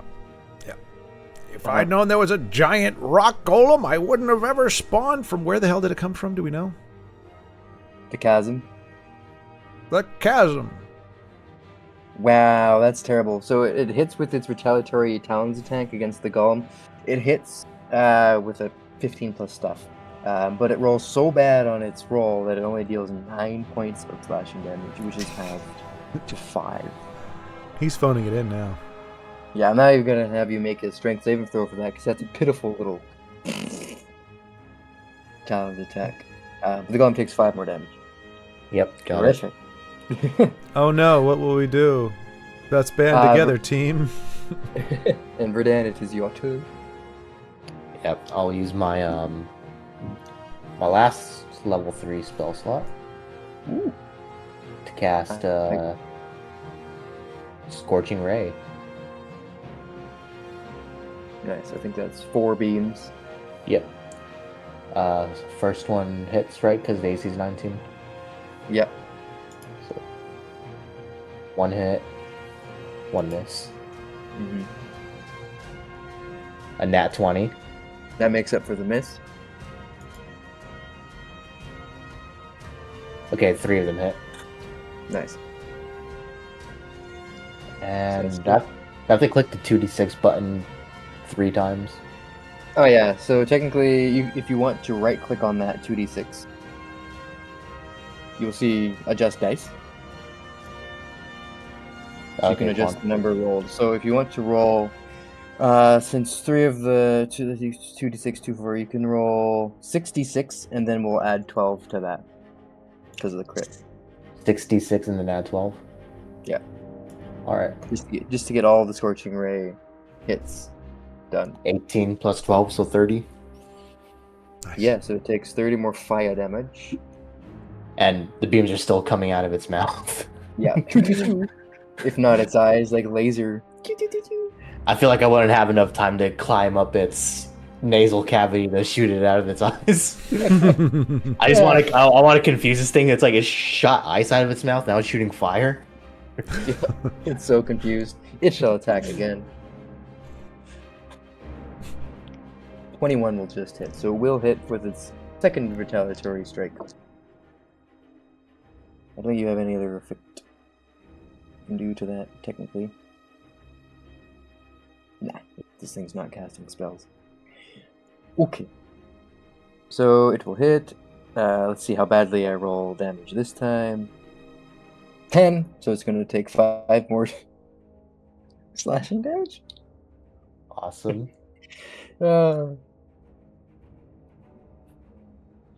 So bad. And now it's the Chaoscaller's turn. Again, it's still dazed, so it's still going to only be able to use its multi-attack. Does its other thing recharge? No, it rolls so low on that as well. This thing's not having a good day. The villagers were scared of this thing. Yeah, it's been pretty wimpy. Wimpy. So it's going to it's going to do 2 beak attacks instead. So the first one will be at disadvantage for miss. Second beak attack will also miss. Then it's 2 talons attacks. 2 3s, so they'll miss for sure. And the last attack will just miss. So it misses all 4 of its attacks as the golem's rocky form hardens. It's too hard to penetrate with its weak, pitiful claws, apparently. Can I do anything else? Nope. What a piece of junk. Okay, so we're moving on then to Valentile. Your turn. You can do 2 punch attacks. Well, it's comparatively tame to my normal badassery, but I'll go ahead and, we'll go for it. Here we go. Roll 1, 2. Roll 1. We'll just do 1 punch, I think. Well, great. I'll just bring it all into 1 mighty punch. Would you get into that? There we go. Oh, that one's gonna hit. That's a 17. Cool. Plus 17 plus 12. stuff. Will definitely hit. All right, and that is, was it 4d8 plus anything, or 48? For the punch, 48 plus 7. 4d8 plus 7. You know what? I'm just gonna roll this boy. 4d8. 2, 3, 10, 11, 18. I took it easy on the poor fella. I felt bad for him. I've cleaned his clock already. His clock gets cleaned even more. Alright, so at the start of the top of the round again, the golem was do it at the top of the round to keep it easy. Golem regenerates 20 more hit points. It's unstoppable. Can his hit points like spill over into our hit points? I feel like Only. that's a natural. We heal just by being inside. And Arnu, it is your turn.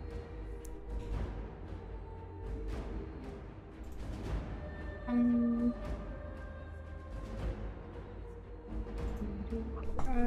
think I might go back to trying to get it with puny arrows again. Alright. Where's this? I'm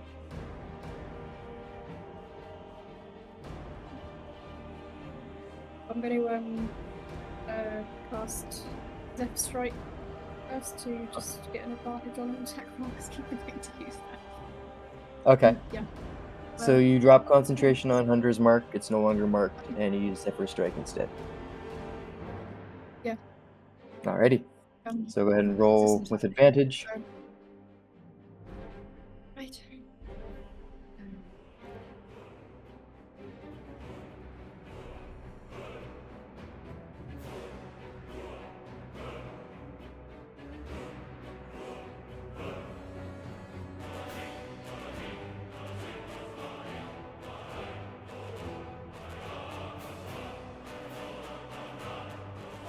Okay. 11 was the highest one there. That's terrible. Wow. So 11. And I think you're plus 8 to hit or something like that. I think so. If it's plus 8, you'll just hit with a 19. Oh, I hit it already started. So you just hit this thing, dunk. So yeah, roll your damage. So it's your longbow. I think it's an extra d8 for Zephyr Strike, but then I think we forgot about Colossus Slayer last time. Oh yeah. Oh, okay, right. So if you just want to roll 3d8 and then add your fire for your bow onto that, that's fine.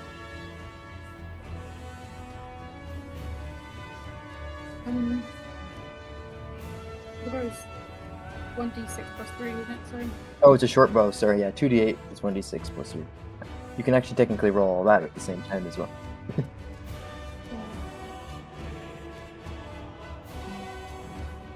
Forgot it was a short bow, not a long bow. Okay, so yeah, and then just, yeah, so 6 piercing, thunk. It strikes true. And then I for the next strike.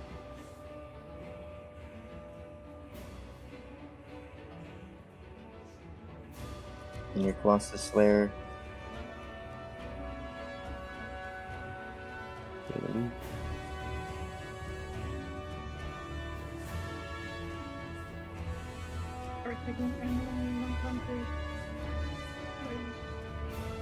No worries.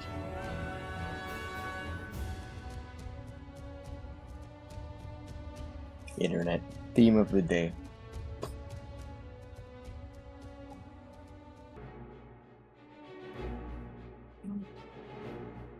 Here. Let me just roll a d8 for you while it's taking a while. Would you like to take the 8 I rolled?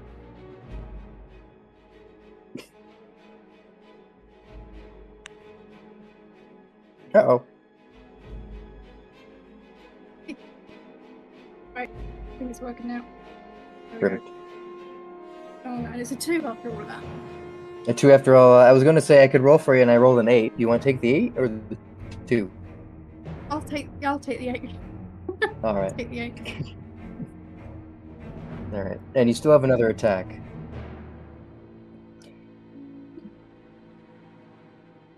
To hit with your bow.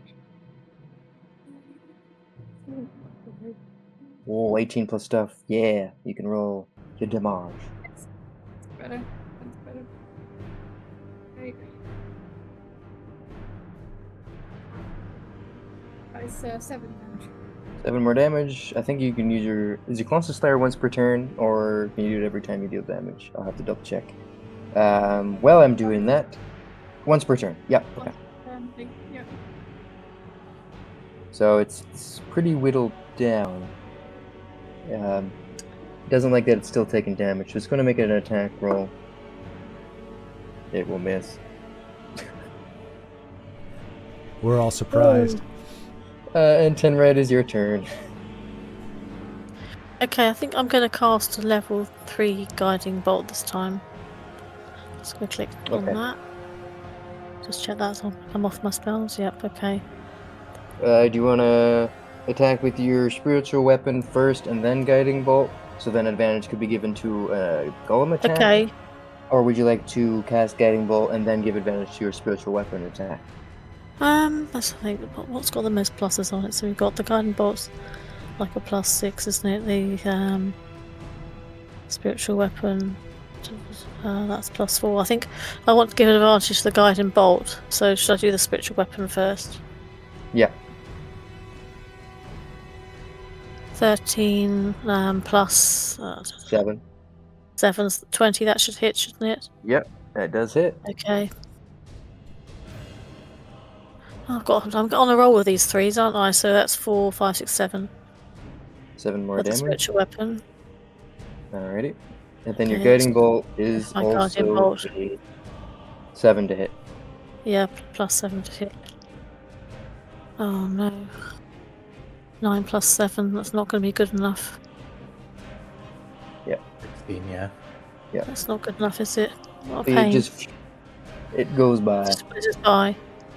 That's annoying when that was a more powerful spell. Yeah. Yeah, you use a level 3 spell slot too. Yeah, dear, I know. That's really galling, that is. That's how it goes. Sometimes. I suppose It just let's whizzes by. post facts. On the whole, I've been rolling well tonight, which is unusual for me. That being said, you do have luck points to use, so you can re-roll that if you want. Yeah, I think I will, because it's a level 3 spell. And expend a luck point. So that's 15 plus what? I think it was +7, wasn't it? So that should Plus 7. hit.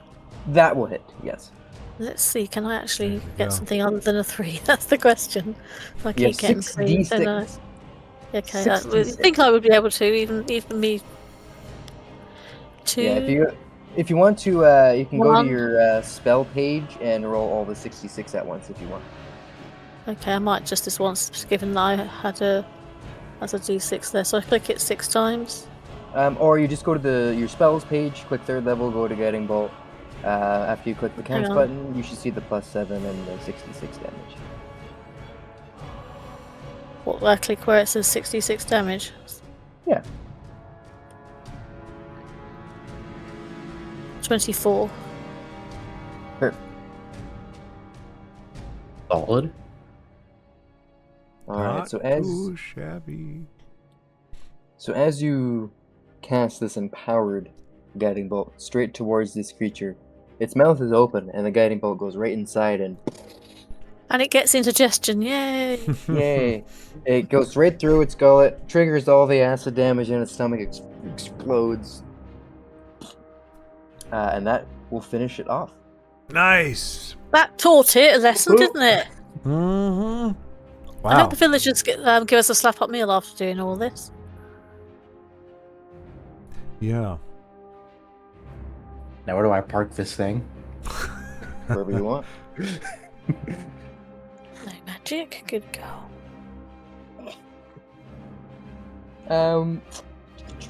I need... Once you've parked the golem and disembarked, I need everyone to make a perception check, please.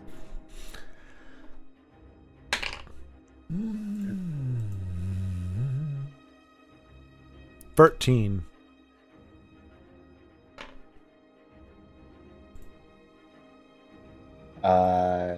Do I have an advantage on this? I got another 3, so that's 4, 5, 6, 7. So I'm not feeling very perceptive after all that. Yeah, we're in sunlight. 20.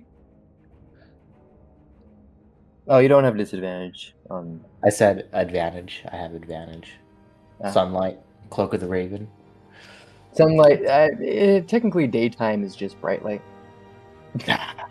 Well, 25. We'll go with it. You got a 20 and a 25.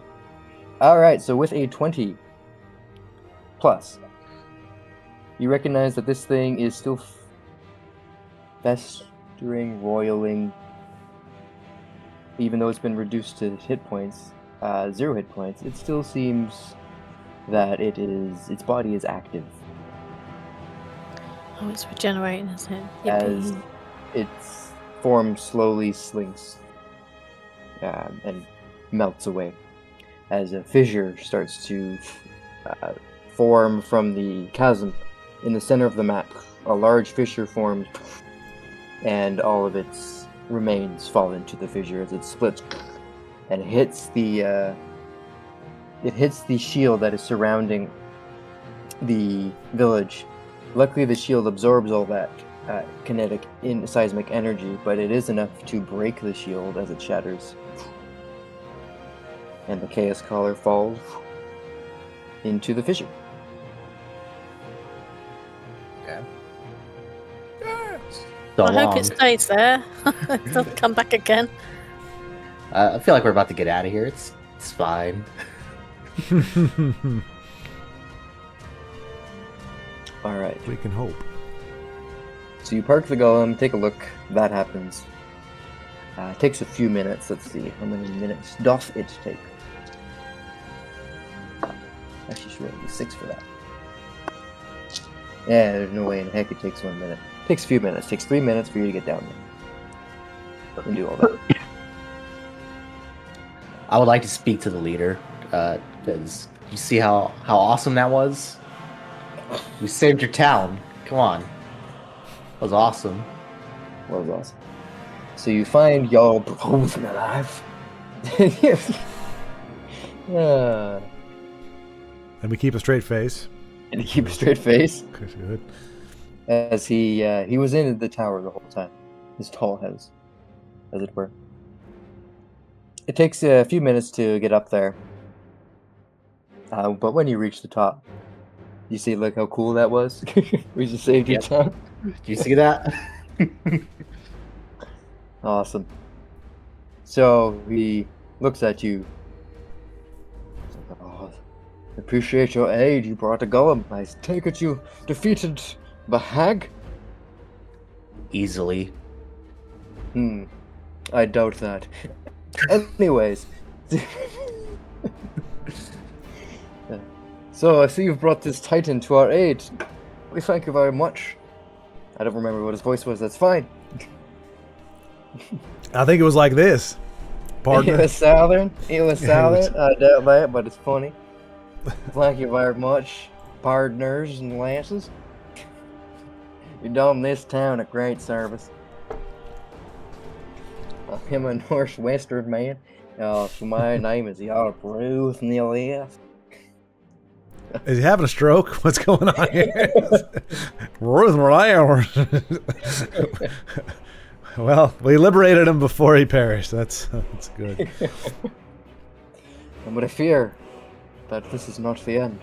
In fact, and he gets cut off as the ground starts to shake again. As the Chaoscaller emerges from the fissure, looking much more skeletal than before, much more skeletal. Its skeleton is all black. Its wings are a skeletal black remains, and it is now holding. It now has 2 arms, as its other arms have formed into a bony, long, gigantic scythe. As it emerges from the fissure, I'm just gonna say bloody hell because being very British. Just I do one of said these, bloody like, hell. So I just say Yeah, I hope one I was joking myself. It did not come back. I wasn't encouraging it. I think Almara heard you. Uh-huh. so it has a trait called Call of Chaos. If the Chaos color would be reduced to 0 hit points, it falls unconscious for 5 minutes. After that time, its body forms into its natural skeletal nature, and its bony arms form into a scythe, dripping with dark green necrotic ichor. The Chaos color's current hit points total resets to half of what its normal hit points was, and can now use its mythic actions instead of its regular actions. It classes as undead, doesn't it? If It it's is skeletal. it's a monstrosity technically, but at this point it's undead, so yes. So I could try and turn it, I guess. You could try and turn it. However, it turns towards the golem you have parked beside the village and starts attacking that with all it has. I can still control it, right? Yeah. I'll stay here. Yeah. Control her level. So rather than me going through all of this stuff, it will eventually deal necrotic damage. It will attack a lot. However, we are just going to narratively end this battle. Everyone can tell me something super heroic that they do to defeat this Chaos Caller, rather than we go through all the motions, because you'll just get it eventually. Given that it only has 150 hit points. It tries to swing its little bony scythe down, grab it like this, jockey a little bit, and then the golem gives it a forward kick, just boom, and grabs it, and the stick ends up breaking because it's holding on, we're holding on, but it flies backward and it tumbles down and toss it aside and kind of do this, and then you guys can do whatever you want to do. And after that, the Chaos Caller comes charging, and as it does that, the golem uppercuts it right in the chin. Little Mortal Sends Kombat it flying up a little bit. Triggers its flying speed. It Alright, tries to cool. fly away with its 80-foot fly speed.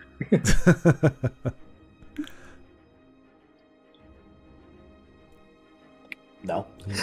The rest of the team. Okay, it uppercuts it. Well, I And just then trip it. I just use. As I it's just in the get the air, broom grabs it by out. the head, slaps it think- down. Um, RKO. given that this doesn't involve, given that it doesn't involve any rolling, Probably snaps his I, neck if no one else is gonna finish. kind of climb all the way up the back of it and then arrow shots it in the back of the neck and jump off. So you Legolas. Legolas style. Perfect. Yeah. Save that one for the end, because that's a cool way to end Yeah. it. Good shot. And then you hear You mean- Valentil shout. I was going to hit it with a broom for a laugh, and that was going to be a cool way to finish it. You see. That You just walk up to it. sweeps away the bones. Yeah, Just look exactly. up. You, That'll Take teach that. it. you Valentil shouts, that still only counts as one. Right. You'll have to toss it. Alright, I don't know how Tinra uses the broom, but somehow manifests it into a radiant weapon. And just casts a large radiant beam and sweeps it away. All its bones fall into the fissure. The fissure closes. The chasm also fills in itself. As you've all defeated the Chaos Caller. And the golem stands there inert. And falls on the village. I'm kidding. Right. That would be a classic way to end that there. A happy Yeah, ending, the wouldn't it? crust Yeah. fall on the village. Oh. But Gollum you begins see- dancing in celebration, trampling the people underfoot. But the fight took a number of rounds and took time to get there as well. But you see, time has actually passed normally for once within this world.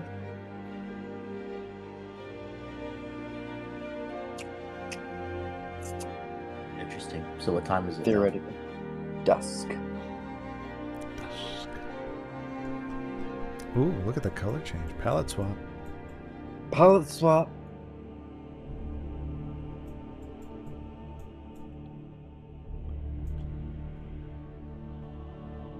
I keep writing stone golems. Rock golem. Rock golem. Rock Golem is here, and then the rest of you guys are here as well. So it is now the evening. But you have succeeded in defeating the Chaoscaller. The town is internally grateful. You instantly feel the tension. Oops. The tension within the village ease. Now, does the tension in their hand with gold ease the gold into my pocket for my heroic deeds? Make a persuasion check.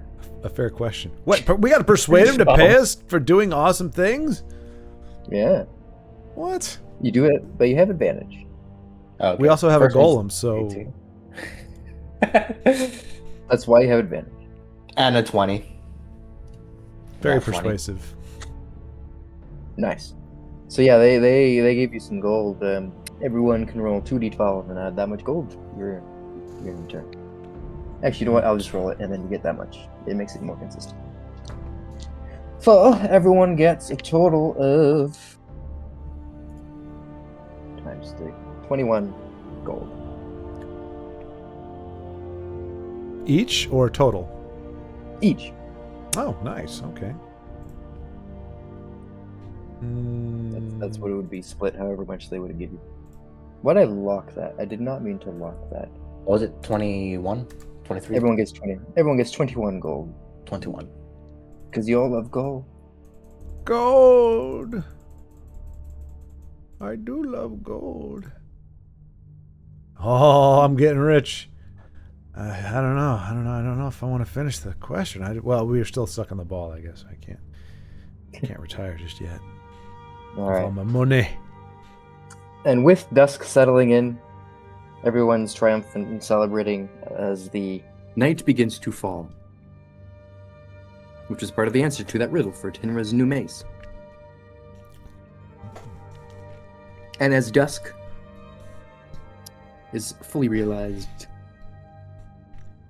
the chasm where the Chaoscaller came from that had filled in is now replaced with another larger structure. And you can hear loud cries ringing out throughout the dusk air coming from that place. But you are now sitting within or still at the top of the tower of the Jarl's tall house, unless you would have moved into the basement, the dining hall, to enjoy a nice meal with the Jarl and the rest of the people in the tall house. At this point, what would you like to do with the rest of the day?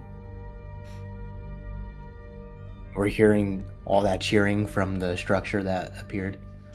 Every once in a while, yeah, you catch a very loud whistle or cheer. I'm gonna ask what's going on with that. A fair question. Very good. That is Valraven's arena. Raven of the Slain, you fight to the death in an arena for glory and riches. But you look very squishy. You probably will die in the first 5 seconds. Nuh-uh. He laughs. Care to put some money on that? Yes, it's only melee weapons, no magic. Oh. Yeah. Unless a bunch of mages are put together, but usually warriors and mages are not paired against each other. It's either magic casters and melee casters separately. Well, he got the good squishy part down pretty well then. Yeah, he was talking about you. Anyway. Whatever. Folks, I've got a sword. I'm a blade singer, sir. Blade singer. You sing to your weapon? Strange. I do. I caress it. I sing to it. And I'm not going to go any further than that. My precious. Yes. Yes. Is there like betting or something going on over there? Well, of course. can't have an arena without bets. I thought he said betting. I was like, no, we don't take it that far. But okay, but betting. Yes. Oh, okay. All right. He says, betting it is. Bet. Gentlemen, get these gentlemen some nice beds, except the short one. He looks like he needs a straw bed. Totally I glower at him in a way that suggests he's treading on thin ice. I've got a golem behind me there, just in case you forgot. That is true. True. I use word correct. Times some. Okay. Let's see. Large arena. Oh, heavens, bloody raven arena. Fight to the death to receive a reward. I bet none of us are really warriors. I think what will make this the most fun is if a mix of spellcasters and melee fighters, and you'd all basically fight as a group. Excuse me, we've just saved your butts and you're wanting us to go and fight in an arena, get stuffed, basically. To the death, I don't- really. I don't think they There's a- want us to. It's just an Yeah. option. Yeah. Well, I don't like the fact they're joking about it because they probably just want to get out giving us a reward. Hmm. Just a Yeah. job opportunity. Thanks for saving our town. Get stuffed. Yeah, exactly. Or in Tinra. I think my large rocky friend out there would like to have a word. He's not at all gushy, is he? Squishy, gushy, whatever. Gushy. Ah, yeah. Real. You know what I meant. Same thing. Almost the same.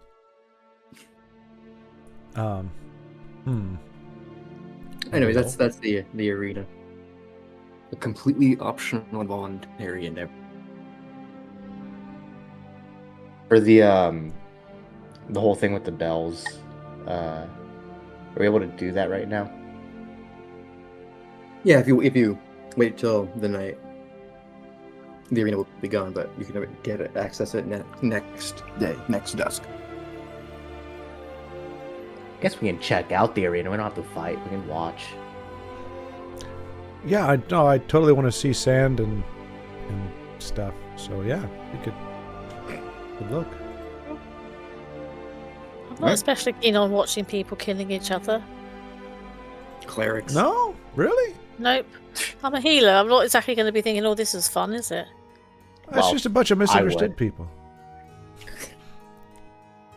No, it's not morally right to watch people fighting to death when it's actually for recreation as opposed to. I mean, we've had to fight for our lives several times. Isn't it sport of recreational? Right, it's totally optional. Yeah, optional making to a join sport the of it arena. isn't very nice. Well, it's not like they're slaves fighting, right, Jarl guy? Oh. Yeah, you put your foot in it now, haven't you? Whoopsie.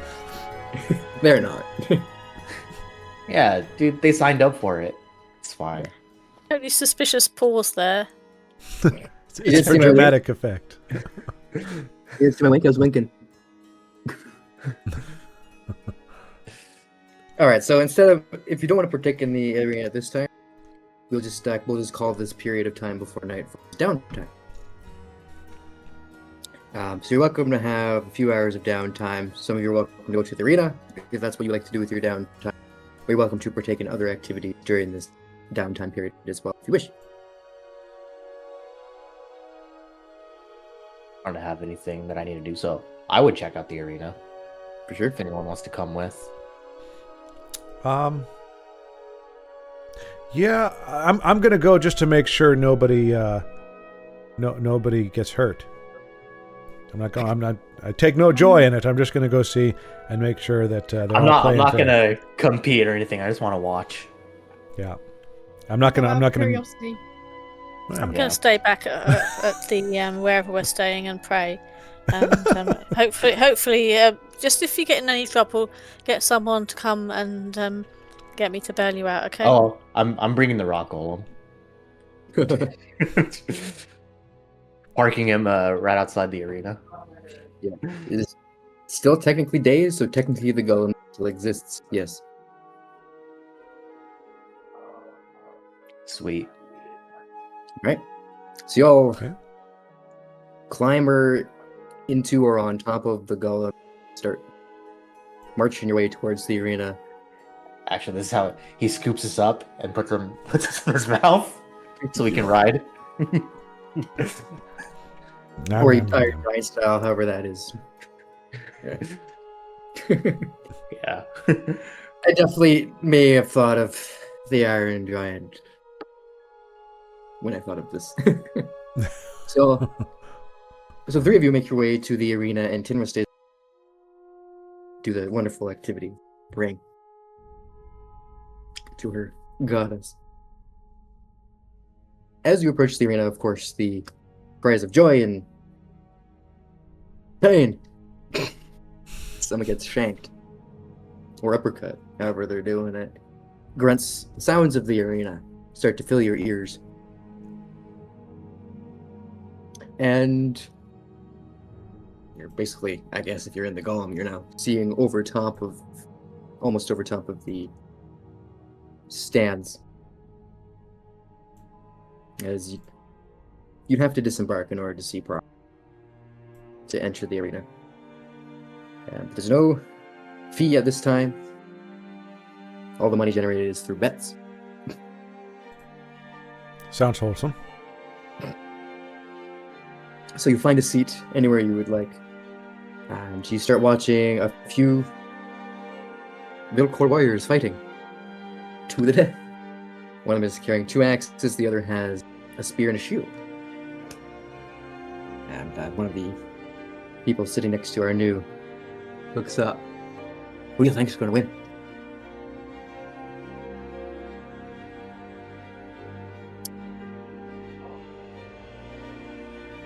The guy with the spear.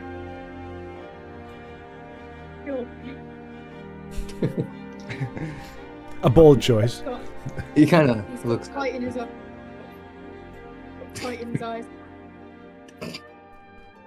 Alright, let's see how they do. Roll 1d20 for each. This one for the guy with the shield.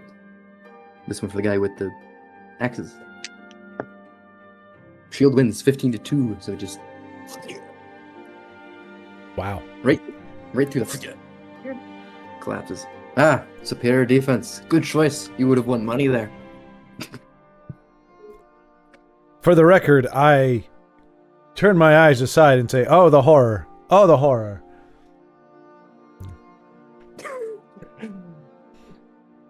For funsies, make a performance check.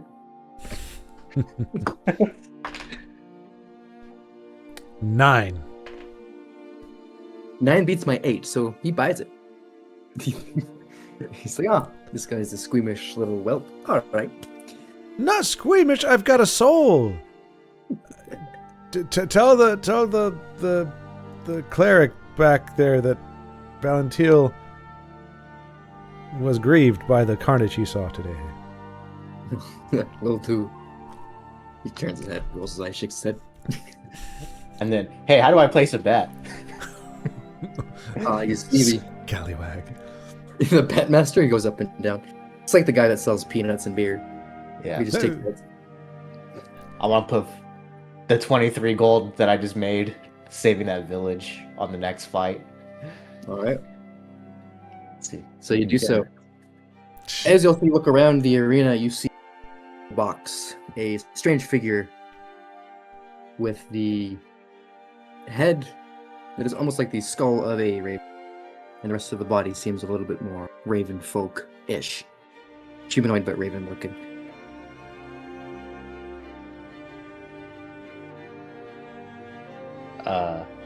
All I got was Raven person. Great. Did I cut out? Yeah. Terrific. Alright. You see a figure sitting in the box, basically.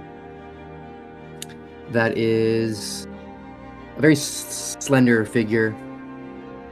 dressed in feathers, almost like a raven, but with the skull of a raven. And is that a combatant? That would be the. If you ask someone beside you, they would say, "Oh, that is Valravan. He oversees this arena. It is by his blessing these warriors can fight." Okay. To the death. Right. So who's fighting? Who can I place a bet on? All right, let's see what warriors are next. You see a. I actually have a list of people here. Let me just get them. Where are they? Faster. Fisherman. Nope. There it is. So 1, 2, 3, 4, 6, 7, 8, 12. Perfect. Works for me. So you see fighting against each other is just a regular old looking raider with an axe, a hand axe and a shield. And you see the same guy with a spear and a shield. Axe and shield, or spear and shield. And the other one has a couple more axes for throwing. Axe and shield, one has axes for throwing hanging on their belt. You know, the spear guy didn't fail me last time, so I'll bet gold on that guy. Right. You roll a d6. You get to pick which one you want to be, the raider, spearman, and I'll pick the other one. I roll a d6. Yeah, which one are you choosing? You doing the spear guy? Yeah, I'll do the spear. All right. Ooh, that's a 6. Nice. You had to beat a 4. So you make however many matches the bet. I guess 23. That's what I put down. And you put what everyone else put down in the section. We'll say you gain in addition. Yeah, it's terrible. We'll allow him to say. Ooh, that makes more sense. Extra 15 gold. Nice. Guys, I could stay here all day. All right, which is a bit of a problem, actually, I suppose. We've lost Verdan to the track, or to the to the arena. 99% of gamblers quit before they hit it big. Sure. Is they selling food around the arena? Like, Yeah, they are selling food. What are you looking for to eat? literally anything, just whatever they've got. I think. All right. Well, they got haggis. Oh. Pass. And blood pudding. Oh gosh. Okay. Blood pudding? And they got cod tongues. Cod plants? Tongues. Oh, that's better. Okay. And then, of course, they got the classic steak and potatoes. There we go. I'll go with that. Okay. At least not gruel. Yeah, they have grill too. I see someone next to you eating that.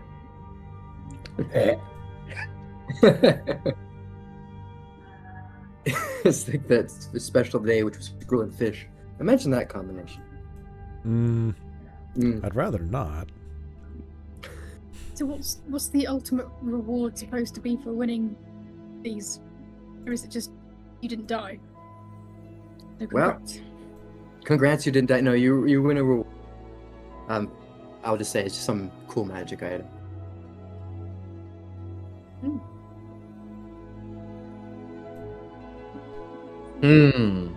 Like a random one or a discernible one? It will be relevant to your character if you choose to partake and win. It won't be some random.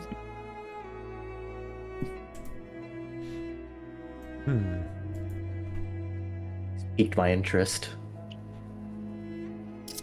Yeah. It's not like all in. Like if one or two or three of us decide to fight, like we don't all have to go in, right? Nope. Valentil, we should fight as a twosome. You also have a very tall Waloof. Oh yeah, yeah. Yep. Yeah, and actually, But as a, I find like the whole thing's kind of interesting to watch. But I'm generally kind of more of a fan of fighting for a reason. But it's still interesting to watch. So I can handle the betting if you like. I can just bet on you guys for the duration. Wait, so were you saying that we could enter the golem? No. no, there's no way. What if I was gonna be like, hey, just send all the fighters Right, against right. the golem. Yeah. Not all of them. Yeah. Um. How many fights do we need to win? Just one. But you got what do you have? You have no fireballs. So what are you gonna do? I still Yeah, have. fireball. Yeah, I've got. I still have all my level 2 and level 1 spell slots. No, but I thought we can't use those here. It's all physical stuff. If you go together, We'd be two magic users, so we'd fight Yes. probably 2 magic users. you will. You will be Okay. fighting. If you go in, you will fight basically a battle mage to use weapons and magic. And then, greetings. And then you'll have just a magic user. So you have someone who could magic on Teal and someone who could magic.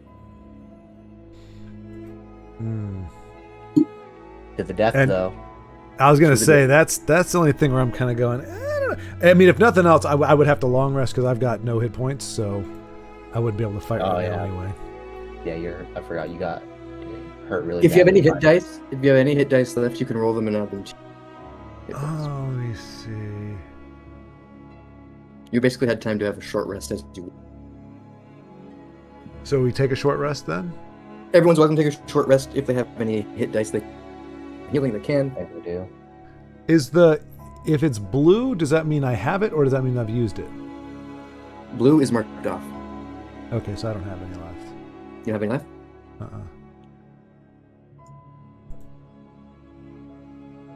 For the sake of it, everyone's at full HP if they're in the. We'll balance it out. Say what now? I say for the arena to balance it out. Oh, You're all at full HP. oh. They pump you with a fly-agar or some weird juice. That makes you feel more. Wow, this is good. rejuvenated. So now Amazing. we're using performance-enhancing drugs to kill people for money. Wow. How many what spell slots do you have? Oh, that's a good question. Spells I have.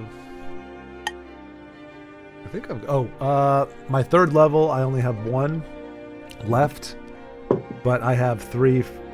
I have all my level 1 and level 2 slots. I only have 1 level 3. You have arcane recovery still? Actually, do I? Is that that's also a spell, or is that a? There's a It's short rest you can feature. control. Let's see here.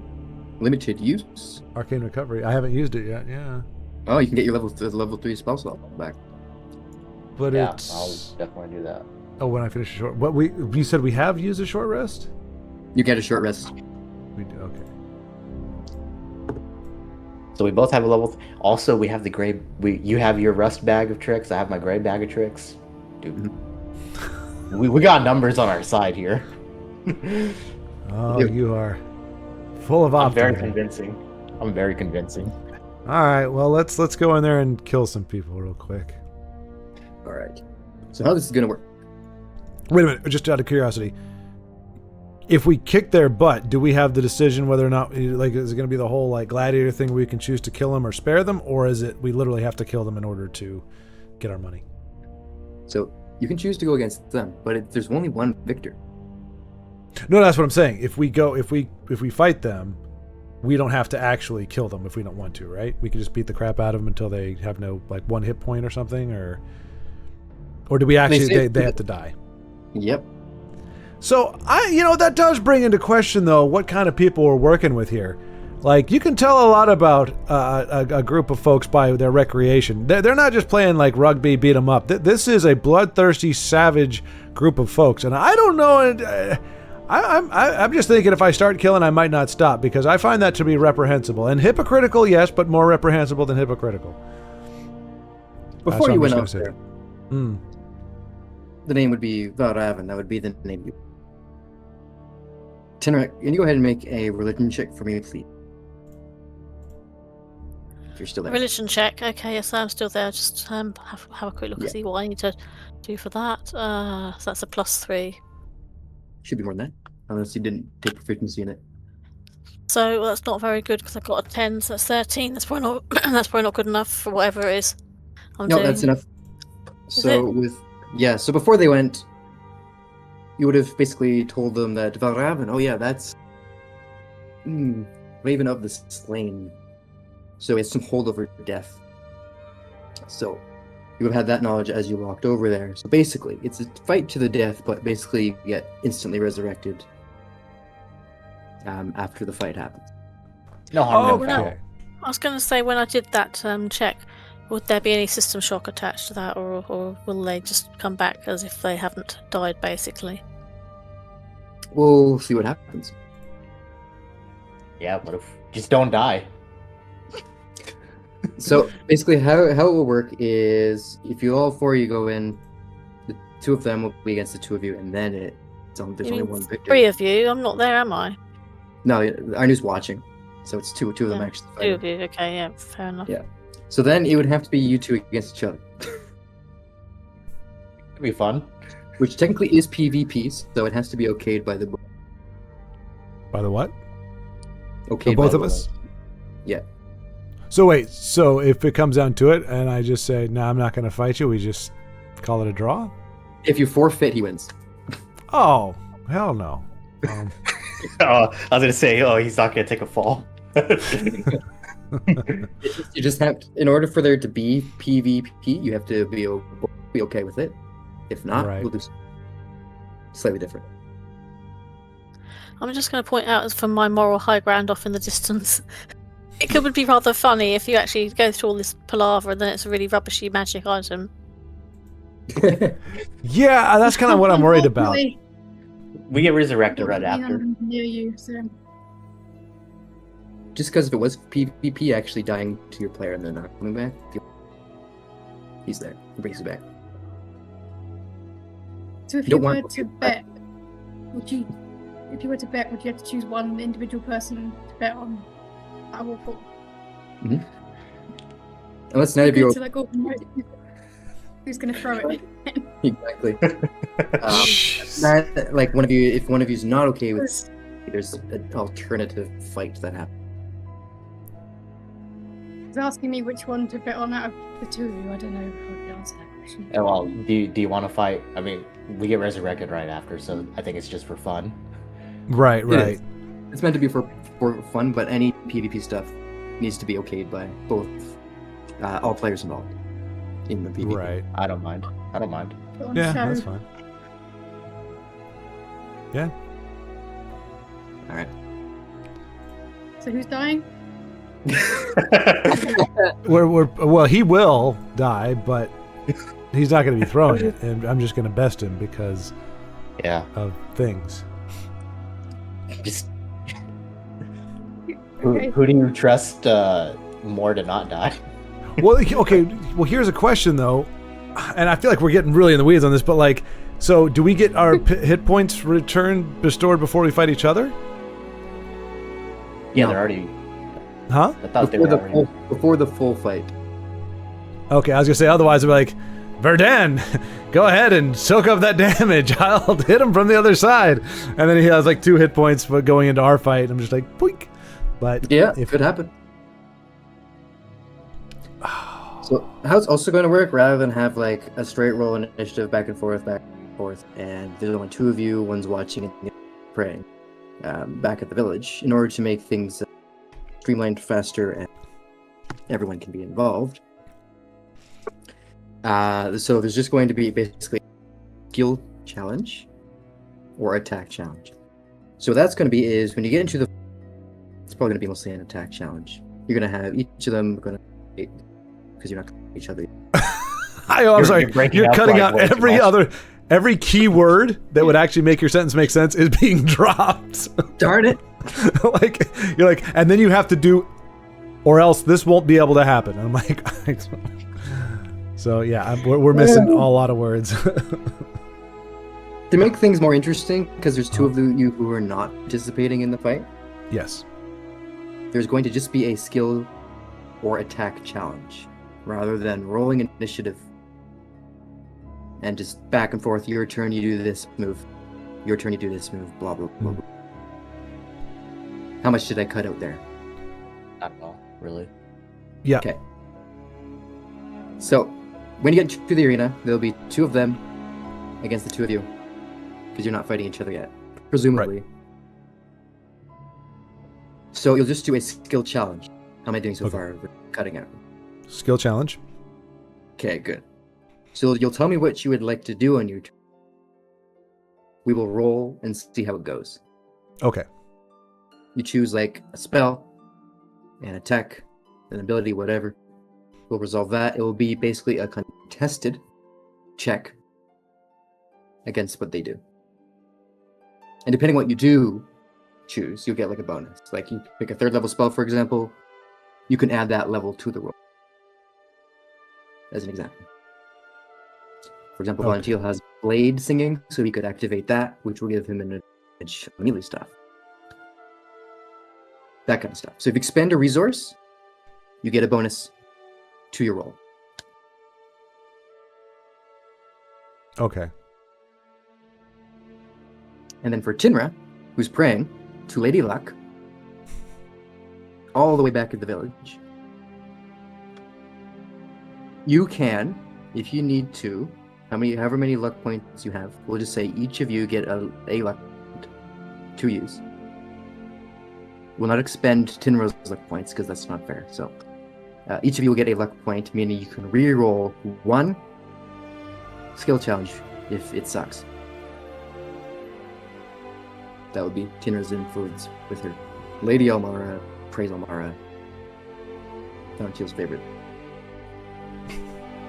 Right, well, And then Arnie was watching and having a fun time trying to decide who to bet on.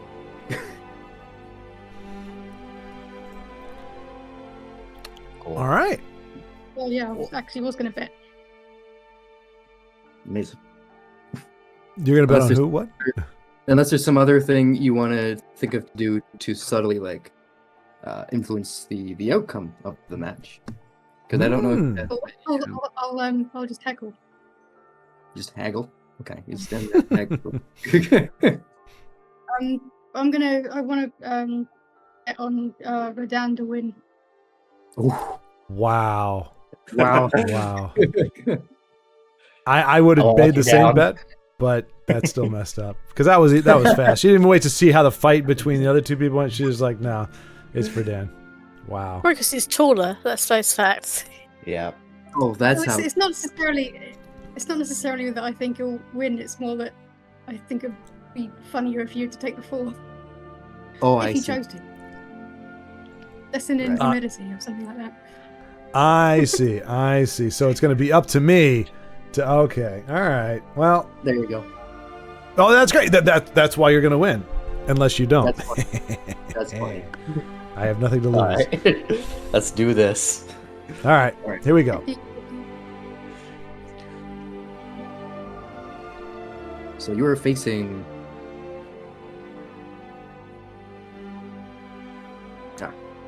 Forward. And backwards, side to side. You are facing a regular old warrior and a ranged spell attack. So you're facing, battle mage and regular. That makes it. Okay, so you get into the arena. They usher you in, like, place your bets. Welcome to the arena. As we get ushered, I'm like, hey, let's just focus fire one of them. I like this plan. All right. So, skill challenge number 1. What is your action or turn? I think I'd start off simple and firebolt Probably the warrior. Nice. So Oh. what would I roll for that?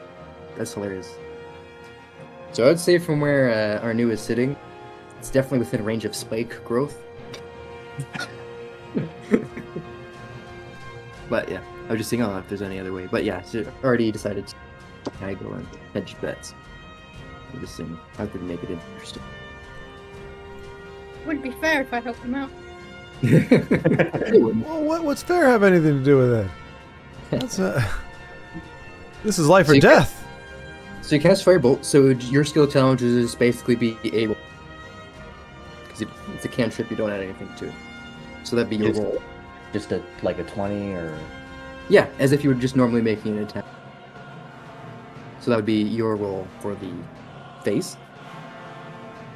And we'll do... You want me to just do a regular d20? Yeah, as if you were rolling to hit normally. Oh, okay. Cool. Dirty 20. Nice. Perfect. That's pretty good. We'll keep that in mind. Valentil, what would you like to do in your turn? I'll do a level 2 Dance of Blades. Alright, so you cast it, your action is, and when they come towards you,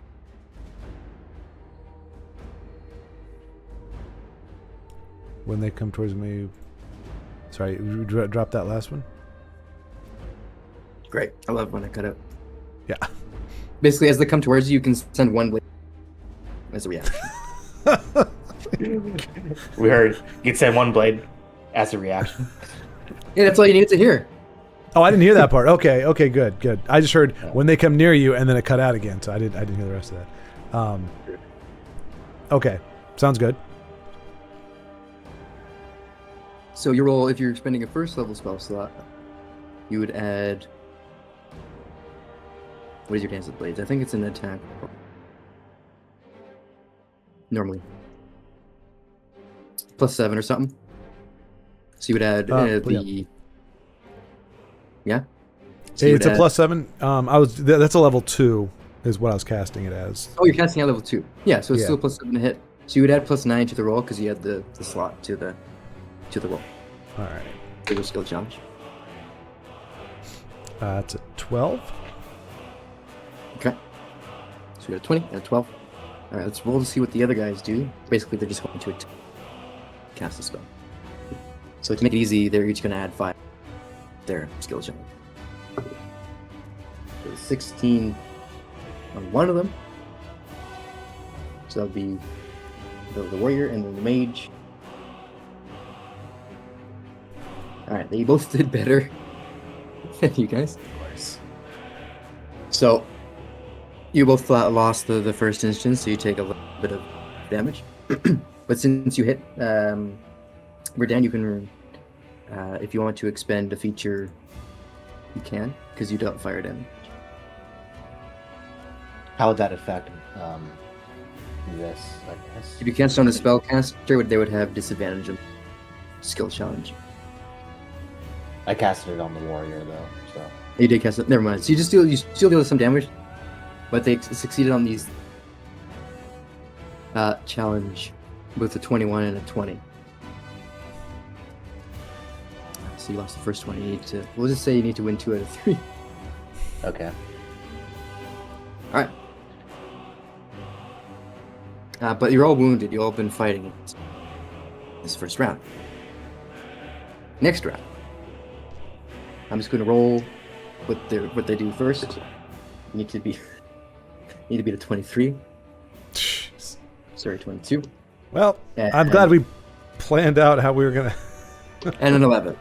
With that in mind, you have a 23, 22, and an 11 to beat. 22 and 11.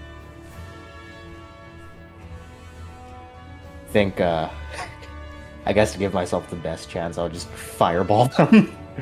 Fireball all of them. Not all of them, just the 2 guys. That's what I mean. Saving- All yeah. 2 of them. Yeah. Okay. So So, you want me to do 20 plus a d20 plus 3? D20 plus do 3 onto that, and we'll just say it would be your proficiency and your intelligence as well. So basically, plus 10 total. All right. 24. Nice. All right, so that takes care of the one. How close are we to them now? I would say you're immediately. I would say the warrior's probably in your face. Yeah, Okay, so then I can cast Static Sand. nice. Level You also have two. the opportunity this time to like launch all the blades. So we'll say like that was part of the first round. This shield absorbed all the blades, and you cast static sand. So this would be a D20 plus Plus what? 8. 8.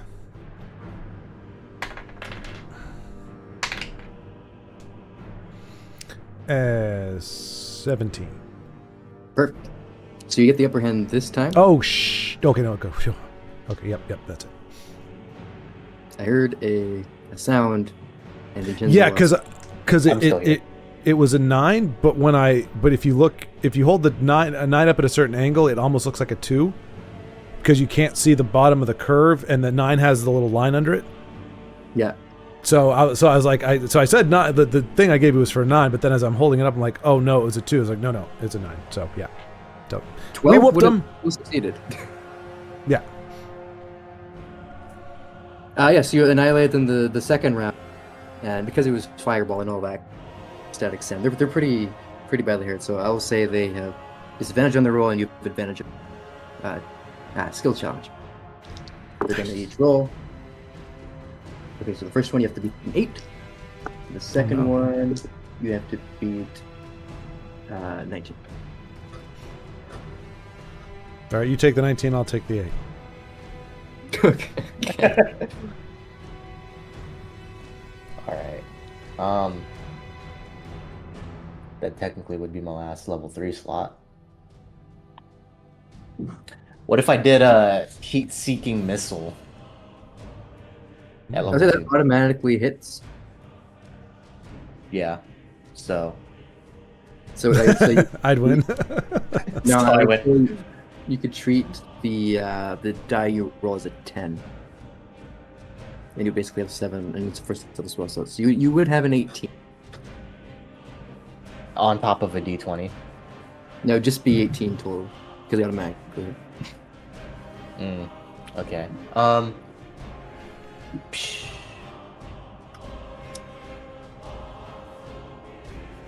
Thinking. Actually, you know what? It's not a succeed. Why not? You automatically succeed. Okay. You Yeah. I beat think Seeking Missile. Valentine has magic missile as well. Yeah.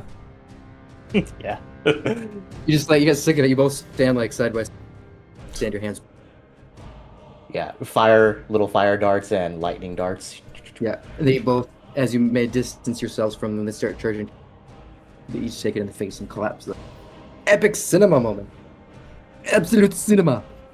Are you not entertained?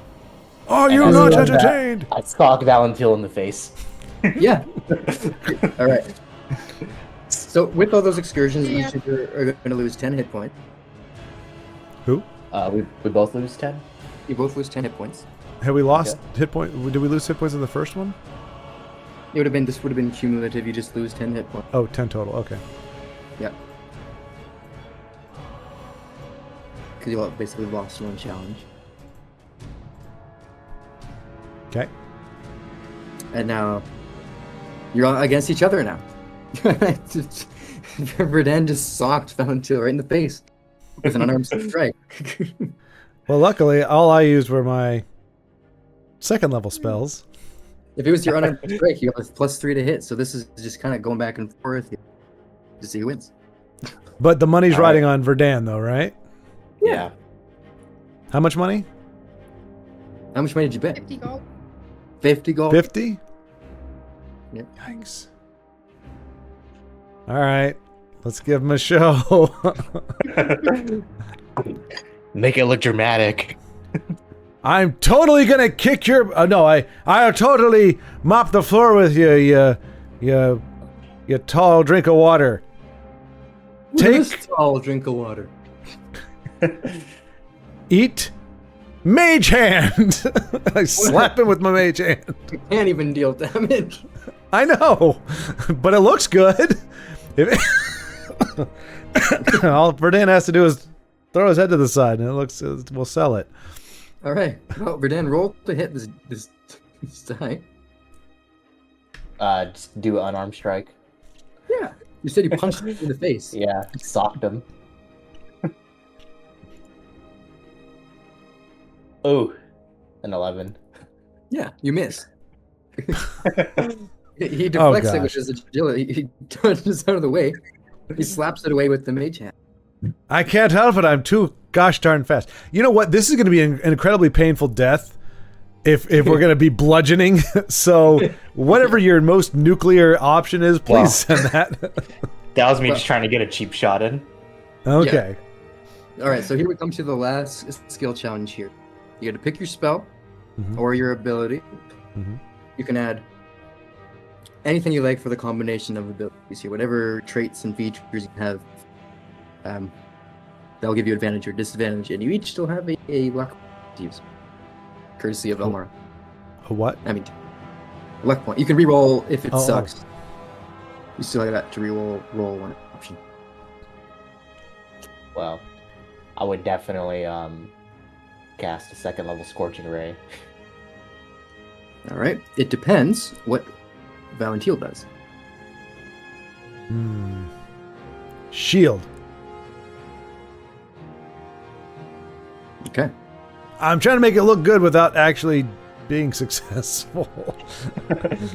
So I figure if you can overwhelm my defenses and just vaporize me, then we're good to go. Yeah. So, I mean, if you cast Shield, that's 5 to your AC, and depending if you did Blade so on any of your other turns. No, I did Dance of Blades, I think, on the last. Yeah. So, like I said, pick whatever you want to do on your turn. You can basically, as if we have an action to cast Scorching Ray. I got enough of that to say, okay, so I can do, what is it? Verdan's action. You basically each have a full turn as if you had a bonus action, and then a reaction in between your turns. So your reaction is to cast shields.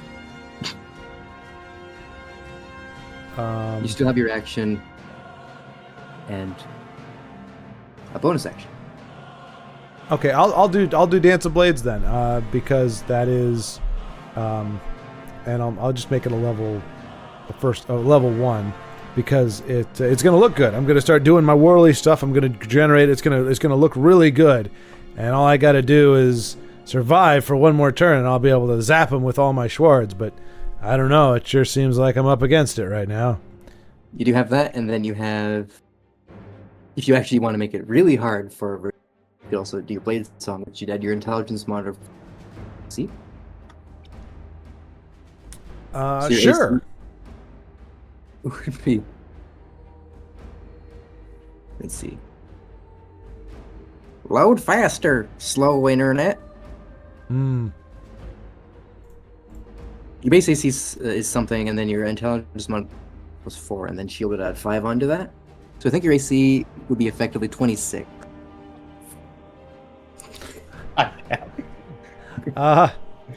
Sure.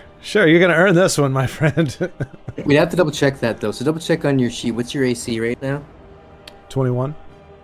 And if you click on that, it'll tell you why. You are a badass. Okay. Cool. No, it says 12 armor, 4 dexterity bonus, 1 magic bonus, 4 miscellaneous. Blade singing. Okay, so you'd have to get that extra +4, you'd have to activate Blade Singing. Mm-hmm.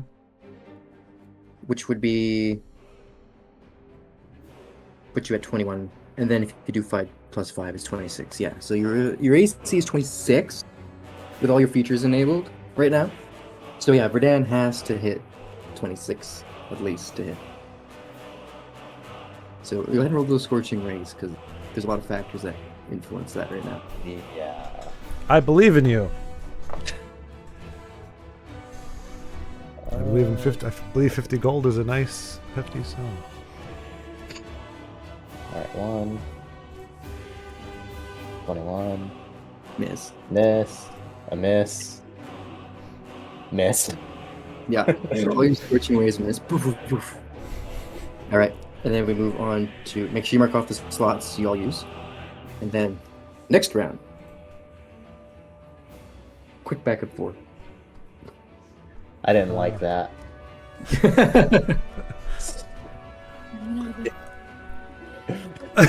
Me neither.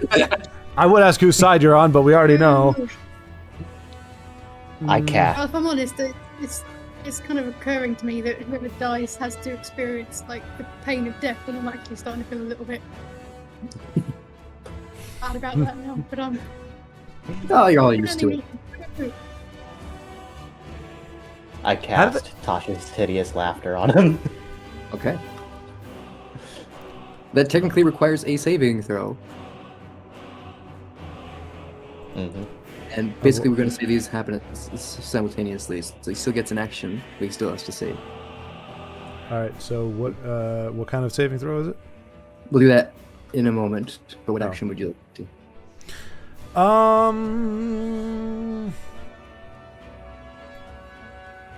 I'm going to lightning bolto. You just cast lightning bolt. Okay. Level So 3. those are the actions. So hideous laughter is a wisdom. Yeah, wisdom. Cool. All right. Dirty 20. He succeeds. And then with lightning bolt, you need to make a dexterity saving throw.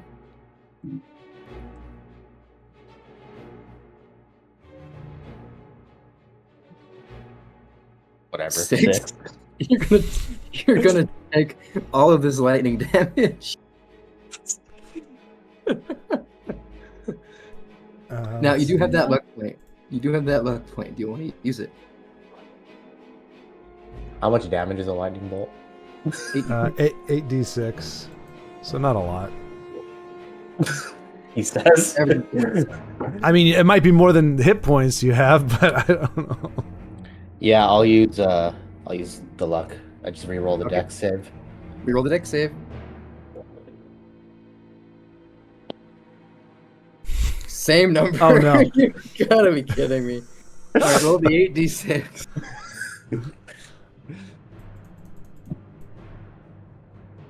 Wait, is it really?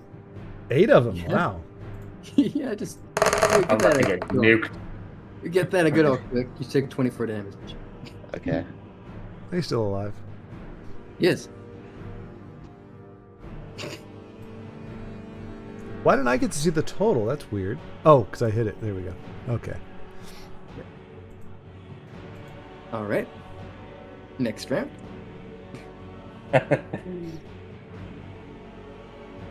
Freaking 26 AC, yeah, right. It's 21 right now, and let's use shield again. Shield is a bonus act, or shield is a Reaction. reaction. I mean, I'll just do Okay. lightning bolt again.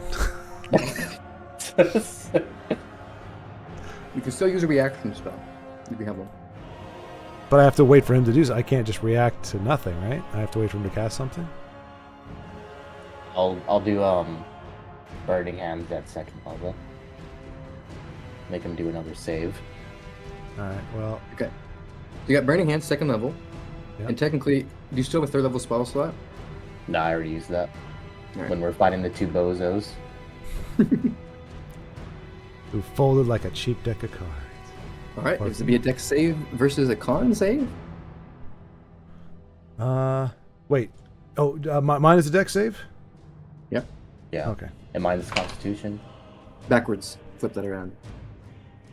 Mine's a your dad's Constitution dex save. Here's a con save, yeah. Okay. 15. I think that meets it. Yeah, meets it. Take half whatever damage. Wait, so I'm doing Dex? You're doing dex, because casting another freaking lightning bolt at that. Okay. Okay, that's 21. Okay, you take half of whatever he's about to roll. Do I roll my damage too? Yeah, you roll your damage. You each take half of each other. Okay.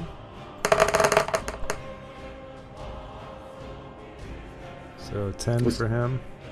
Is Tinra still listening to the sounds of battle? The You're soothing loud sounds. soothing sounds echoing, I'm lightning still bolts. sort of praying in the hope that they come to their senses, which seems unlikely. The world is full of disappointment, Tinra. Full of disappointment. All right, how do we do on those rolls? I did 16. think- He did 21, so I guess that's 10. Yeah. And then you did Nearest 16, so it's odd, 8. but I'll give it 2 to the B10 since it's PvP. And I did 16, so his would be 8. 8, yes. Now you do have a secondary fate Oh, yeah. drop. I know. I was about to get to that. Alright, let's see how that works. How does that work? Okay, so when one of your leveled spells deals fire damage, you can immediately, which I'm gonna use a bonus action. You have to make a intelligence saving throw. Okay. Valentine.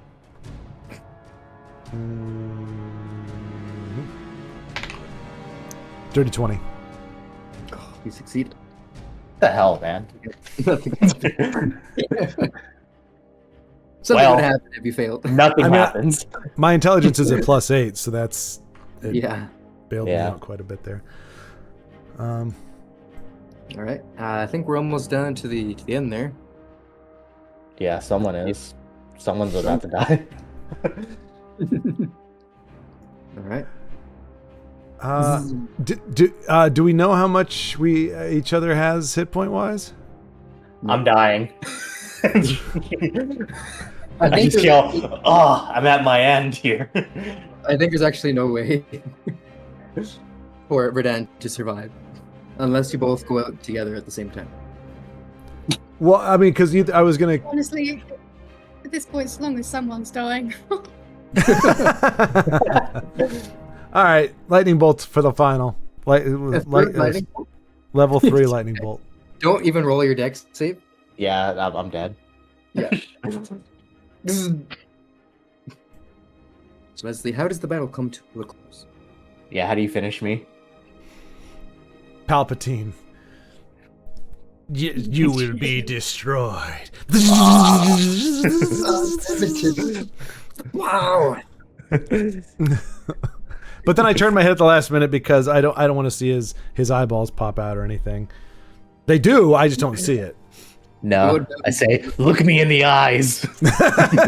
Boiling. You signed up for this. Yeah, but man, shocking someone to death is really messed up. I know. That's why I was like, PvP, you good? Yeah. Anyways, Verdan pops up right next to Valrab with 1 hit point. Who does? Verdan. Oh, And the announcer says, "We have a winner." He cheated. Arnu, you're out of gold, 5 gold. I probably would have felt bad to actually win off of that violent death. So, well, I sensed that. That's why I went all in. Yeah. There's like 3 lightning I just bolts. sort of slap Valentine on the arm and be like, "Well done. I guess it was my lesson in humility there. You owe me 50 gold." You owe me 50 gold. So, Wait, I do? Yeah. What? I'm kidding. Kidding. Well, we could do Any we could split it Anyway, because it's his fault for losing. All right. What do you think a nice gift for Valentine would be? Kind of hiding looking for. We can resolve that after session. You can also let me know after session. Yeah, let's do that. Yeah, that I did have a think as my Yes, friend have a would think. say. We'll make it actually relevant. And we have a winner: the tiny wizard versus the tall wizard. Who would have thought it would come to such a conclusion? Thank you very much. The arena is now for the night. And you'll collect your bets, so your winnings. You each will get some gold because someone bet on you. You make your way back to the village. in the golem, which fades away as you get close, as night falls, and you'll fall to skip. You'll make your way back to the village. Tinra has already probably gone to bed at this, enough for shenanigans. And as night descends, if one of you were to go up to the tall house, look out, see where Ravenskull Cave, where Egg was, you now see a building, a structure, with a massive hole in the roof. And you think to yourself, that's probably where we need to go. Fate's Folly. Should you choose to venture there, is the next destination. And we will leave the session there, as you can all enjoy a long rest.